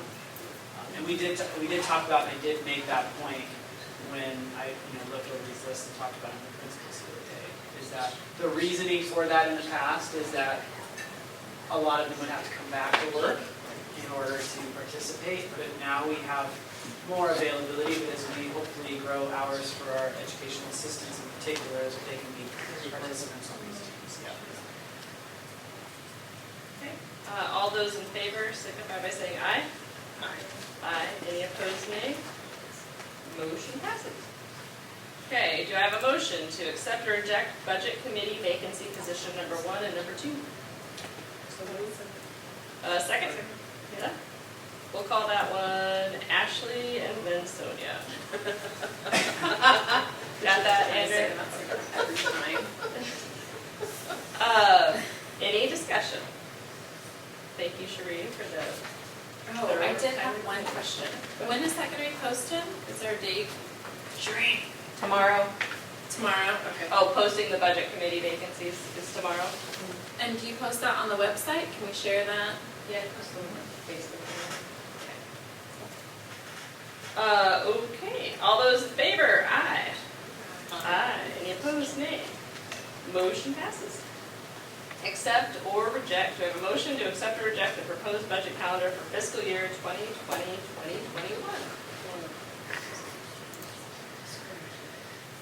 Oh, so moved. Okay. Second. Another Ashley Sonia. Any discussion? Okay. In favor, signify by saying aye. Aye. Opposed, nay. Motion passes. Okay, do I have a motion to accept or reject the free facility use request Jazz Express Big Band at Parkrose High School? Right. So that's another Ashley, Sonia second. Discussion. Oh, this is actually one of the few things we have to record. You have to record it. Yeah. So Michael. Yeah. I see that our quoted fees are $26.40. The applicant is asking to pay $0. But what I didn't really see was what are we recommending? Yeah, so this is a case of an organization that has supported Parkrose music, so of course that is a big deal because music has been under-supported for a long time. And so really what I'm trying to do this year is to let folks know, as you can see, been with Parkrose for a long time, never paid fees for Parkrose Music Education, and they have, yes they have, is to let folks know, like, okay, you haven't paid in the past, we're not going to have you pay this year, but be forewarned, fee structures and schedules are changing, and here are the requirements for free for the future. So what this would require, or in the case of these folks who are not necessarily sponsoring Parkrose kids, then I just want more specifics about like what are you actually giving to Parkrose, because most of what they've provided are, they got a beautiful letter from Leslie Bosser, our choir director, who just recently retired, and she's now working for Kyle while she's on maternity leave. So yes for this year, and then just really kind of that's where this new process starts, and hard decisions are made about what reduced or free we provide for them based on our current recommendations that I made. They would be charged at least partially because we're only getting a certain return for what's being contributed to the music program. And again, there's nothing specific as to what they're doing for us this year. It's just what they've done, each year, $1,000 to $1,500 yearly. And again, the other thing that's important to recognize is that when we generate this revenue, the revenue does go back. Some of it goes back to the schools to actually benefit the facilities, right? So it's not that we're just taking the fee and like paying somebody an extra salary. We're actually taking those fees and maintaining our facilities, but also, Parkrose High School has really been the beneficiary where they've had facility fees and ways to put that to use where the other schools haven't. But Sheree's will in our budget system create so that each school gets some of the revenue from facility rentals. So this is a group of adults who has been using our facility and then also hosting a benefit concert for a long time. I read this whole deal, maybe 20 years, just based on some agreements with staff. Correct.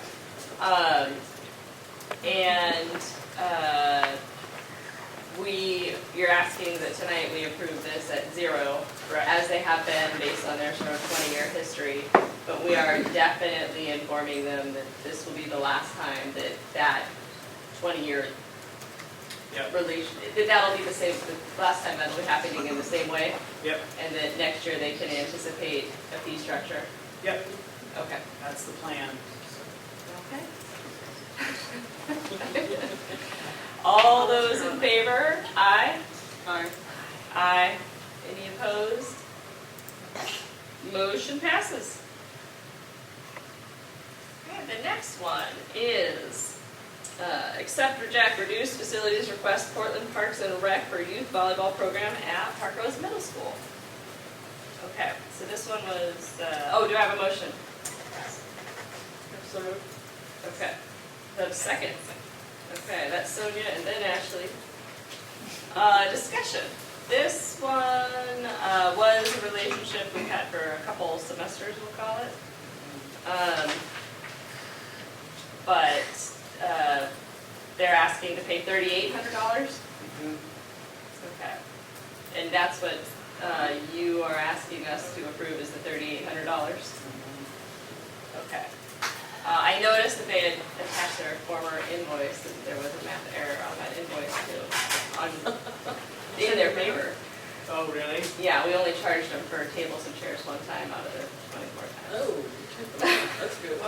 Well, I mean, it seems like a big deal to me that we're treating all the groups in a fair way, and that we're being thoughtful with our resources, and anyhow. Okay. It's great. I mean, the thing is like they're all great things. They're all They're good bad things. things, and it's tough. You know, it's tough to draw the line because these are all folks who, in a lot of cases, have just been using the facilities. I think the problem is just like the consequences just have been unseen to a lot of the folks who've been using the facilities. And you know, we're lucky more people have walked out of work because thank goodness for Tom DeFrame. But he works on weekends, right? He works on weekends to cover some of these events or to cover when we don't know the event's happening and we need somebody to be there. Yep. And that's just something that we can't continue to do. Well, and I've heard you and others say that for years. Like, thank goodness for Tom, and then I think like, well, thank goodness for the custodial staff and the facility staff that sort of handle this. The only thing that's gonna get consistent is they all have some type of insurance, Right. which we haven't been able to solidify. And I would assume we've been very lucky in the interim. And they are supporting, they do, as it says in the letter, Yeah. they do support Parkrose kids in participating by scholarshiping kids and providing, and as you can see, it's a significantly reduced rate that we're charging. Yeah, and I don't mean to sound salty about the individuals. It's more about us getting our own house in order and treating all of these groups fairly, because that just doesn't, it's not a good look for us to be treating some groups one way and some groups another way. Okay. Any other questions or discussion? Okay. In favor, aye? Aye. Aye. Opposed, nay? Motion passes. Okay, do I have a motion to accept or reject 4 free facility use requests for Parkrose youth soccer for youth soccer practices at Prescott, Russell, the middle school and the high school? So moved. Second. Sure, second. Okay, discussion. You look like you had a question or. Yeah. I mean, this is a new program. Use something. Do we No, have this is endorsement? Parkrose soccer. This is Do you soccer list our any kids. sort of relationship that we've had with them? A lot of our students have participated. Yeah, we have a lot of kids that participate. Okay. I think one of the larger challenges of the future is that they do also use our fields at times, have used our fields in the past without paying for tournaments, and some of those tournaments have raised money for youth soccer, which I'm not against. I'm a soccer fan, but yet at the same time, how is that being shared? And also specifically, like what percentage of kids are participating? Because I know that they do a lot for kids. You can see like there's 183 players and then 151 use zip codes to register they're part of the Parkrose School District. So, And Andrea, will you just go back up to the cost that it would? The first one, Yeah, like what is it that they're So that's for Prescott. paying? But it's per elementary, Yeah, Yes. per school site. so it's a pretty large total. That's Russell. So again, this is an organization that has not been paying for a very long time. $10,000. And again, we have, we've had a meeting specifically with the leader of this organization and have said that, you know, this is, now granted, not everybody's coming to rent our soccer fields either. And this is an organization that supports our kids, so. So this is roughly over $50,000. Yeah. Yeah, right, that's at the full rate, not at the 30% less rate. Right.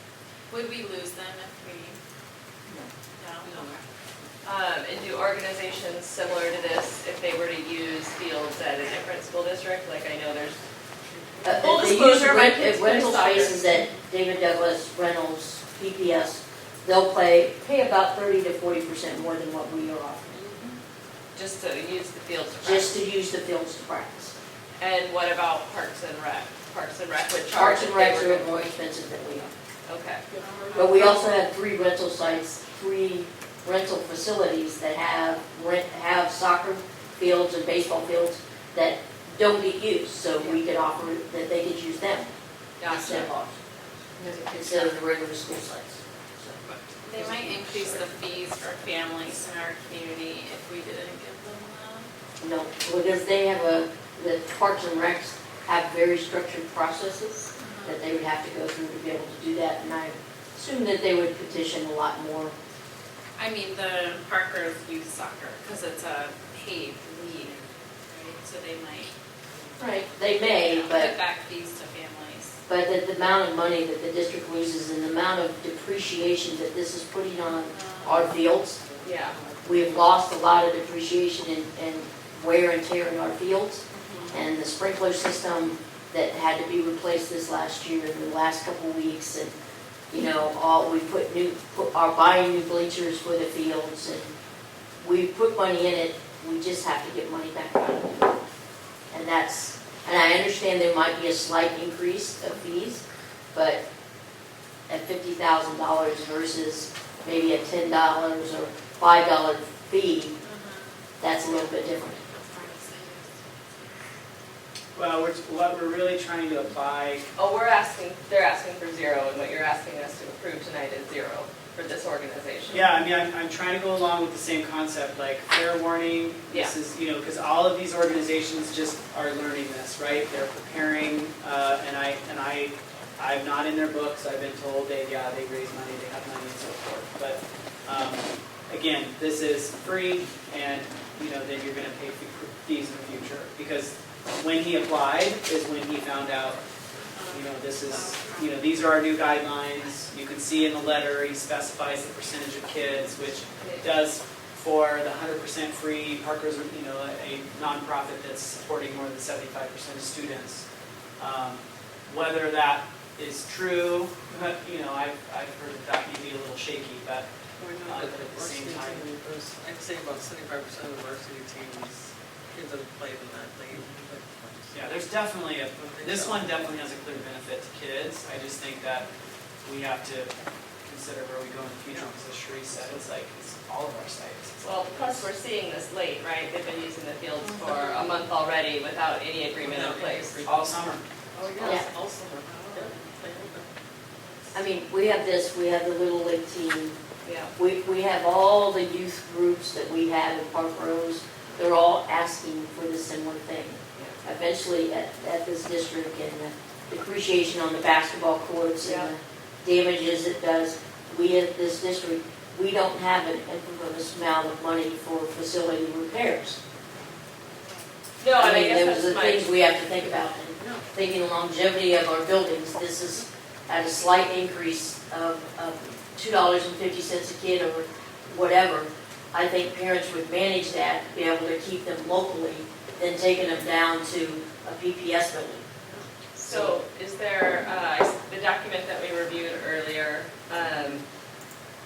Is there a good way that we could estimate costs so that we're treating youth sports leagues similarly? Now, I know there's differences if somebody wants to use a gym and that requires interior access to our building versus Yeah. someone that wants to use a field, but both have the sort of depreciation They do. And clean up. opportunities and cleanup things that need to happen. Yeah, so, I mean, yes and no. I mean, I think I'd just be looking at this Yeah. document and adding components to, you know, like that there has to be, you know, because we don't have anything specific to fields or Yeah. gyms. It's really about the group and what support the group provides to the district. So does that get into the base pricing? And so like the pricing that we have for our fields or for our gyms, are the per hour calculations on those based Yes. on the depreciation? Yes. But with the new software, we'll be able to look at a better analysis of our properties. Okay. But right now, we're just starting. So like I said to Michael and other people, this is going to be about a 2-year process at minimum for us to start getting some stuff down. Once we do that, I think we'll be able to have some of the rentals that have been hiding in the lurks Yeah. for a long time. They're going to surface because when they think they can use the property that they've always been able to use, they're not going to be able to do that because they have to be on the calendar. So this calendar will be, and it's online. They can do all this stuff online where you're seeing this in paper-driven now. It'll be a workflow. It'll be a lot easier process in the future. It's just, we're in the baby stage right now. And we will, for these organizations with these special circumstances, I will draft a letter to them and say, you know, this is the current year decision, but you need to be aware, and then, you know, we can share those guidelines with them to let them know that the change is happening, and of course that we value their partnership, but at the same time, the district has to, you know, keep the interest of the facility use and maintaining that over time and providing it, you know, in an equitable way to organizations across the community. Yeah. And I think they'll appreciate that, knowing that we're going to be able to create an environment that is sustainable, Yeah. right? Where you put holes in the soccer field, or they hit the ball and hit the scoreboard and it doesn't work anymore, or, you know, things happen in after hours when the lights go off and we have to repair them. Yeah, we got some of these revenues, we could have some of our own sports programs. Well, Yeah. so I guess a follow-up question is, and I don't know, maybe it's not really feasible, but let's say for something like this, that's a much higher cost and they're using it much more often than another. I mean, we wouldn't say, we'll give you a discounted rate, say half, with like a 2-year commitment of using our space. I mean, that wouldn't be something that we would I mean, yes, we enter would look at into those with things. them. So is that possible to do for those larger things, and then it says, okay, for 2 years, we have this much that's already committed that we can actually budget for, rather than just accepting or rejecting a request, knowing that they could just go somewhere else? Yeah, and there are, so Parkrose Soccer is one of 4 organizations, Blue Crush being another, where I've met with them individually to really kind of develop a memorandum of understanding, because for me, it's beyond just the application, it's actually revisiting and going more deeply into what are you providing us, what are we providing you? I had that meeting with Blue Crush today, just to look at, are you paying any fees? No. Okay, what have you done for the district? Well, they bought a scoreboard, I've made a list of all the things that they've provided our pool. But yet at the same time, I highlighted the lost revenue in the fact that the pool is used by Blue Crush 90% 90% of the time. And lots of kids participating in swimming and polo, and great relationships, even brought some folks to rent our facility that are other water polo clubs. But again, we have to weigh, like, all right, when is this an advantage to the district and when is it a disadvantage?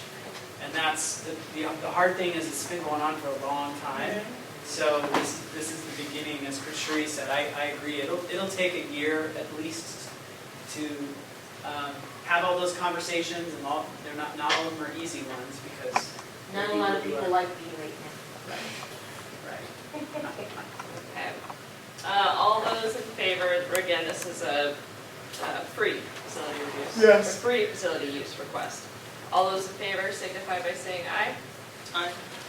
Aye. Nay? Motion passes. And Andrew, we can put on our list we can work on crafting that letter. And then I'll probably need to reestablish a meeting with Damien for soccer. Yeah. Not Can I tell you about the next two, because they're both connected and related? Yes. So J and K, Andrea, I shouldn't say we, Andrea was gracious enough to reach out to OSBA to find out what are the rules around churches, because we weren't sure, like, are we supposed to provide any reduced fees? Now again, just kind of like with Sarah's concept, we need to apply our criteria to all organizations. Something happened when I think it was when the Satan Club came to town, right? We charged them a certain fee and so forth. We have to do the same for all. So really where a church plays a role is like whether they're a nonprofit, and in the case of these organizations, they're nonprofits and we would ask them to pay the nonprofit rate. And that's what you see reflected in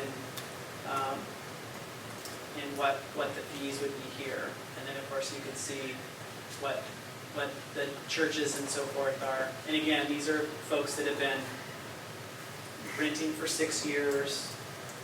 And the other thing is, the space that they take up at Russell for storage of their chairs and all the tables, it takes up almost one of the storage areas is in the multi-purpose room. But they're not asking to use storage space in here, they're asking to use a room. I get that, Oh, but in there are all their chairs and the other things that they bring with them, that they use the storage room. But they're not paying for the square footage of the storage space. I think that's what yeah. I'm trying to say. Yeah. Sure it was. Sure it was. So at the reduced rate, it's $2,300, isn't that right? Yeah. Yeah. And So- what did OSBA say? OSBA said that we treat a religious institution like we would a nonprofit. We don't bring religion into play. It's just like, are we providing reduced rentals to other nonprofits? Yeah, if the answer is yes, then they have access to reduced fees. We shouldn't charge them full rate when we're charging other nonprofits a different rate. So we should probably we need to be in the discussion section. So do I have a motion, you're asking us to approve these at the renter request, similar to the other ones that we are doing at the renter request, which sort of honors previous deals.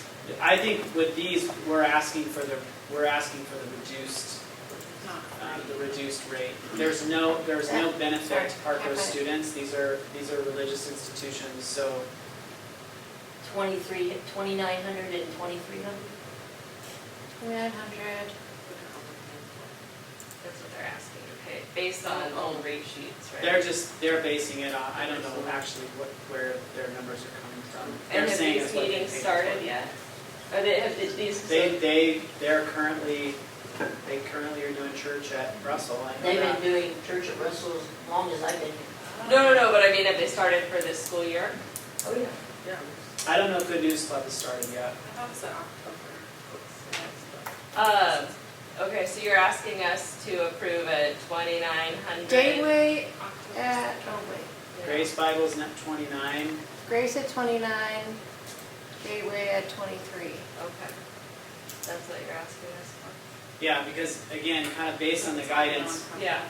because of their association with the district, we shouldn't be, there's no student benefit other than Okay. they're saying it's benefiting students, but. Okay.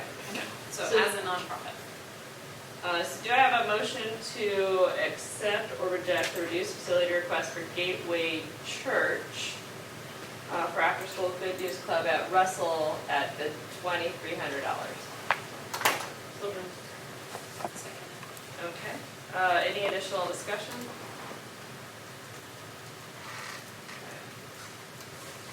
All those in favor signify by saying aye. Aye. Any opposed, nay? Okay, motion passes. Motion to accept or reject reduced facility request Grace Bible Fellowship for After School Good News Club at Sacramento.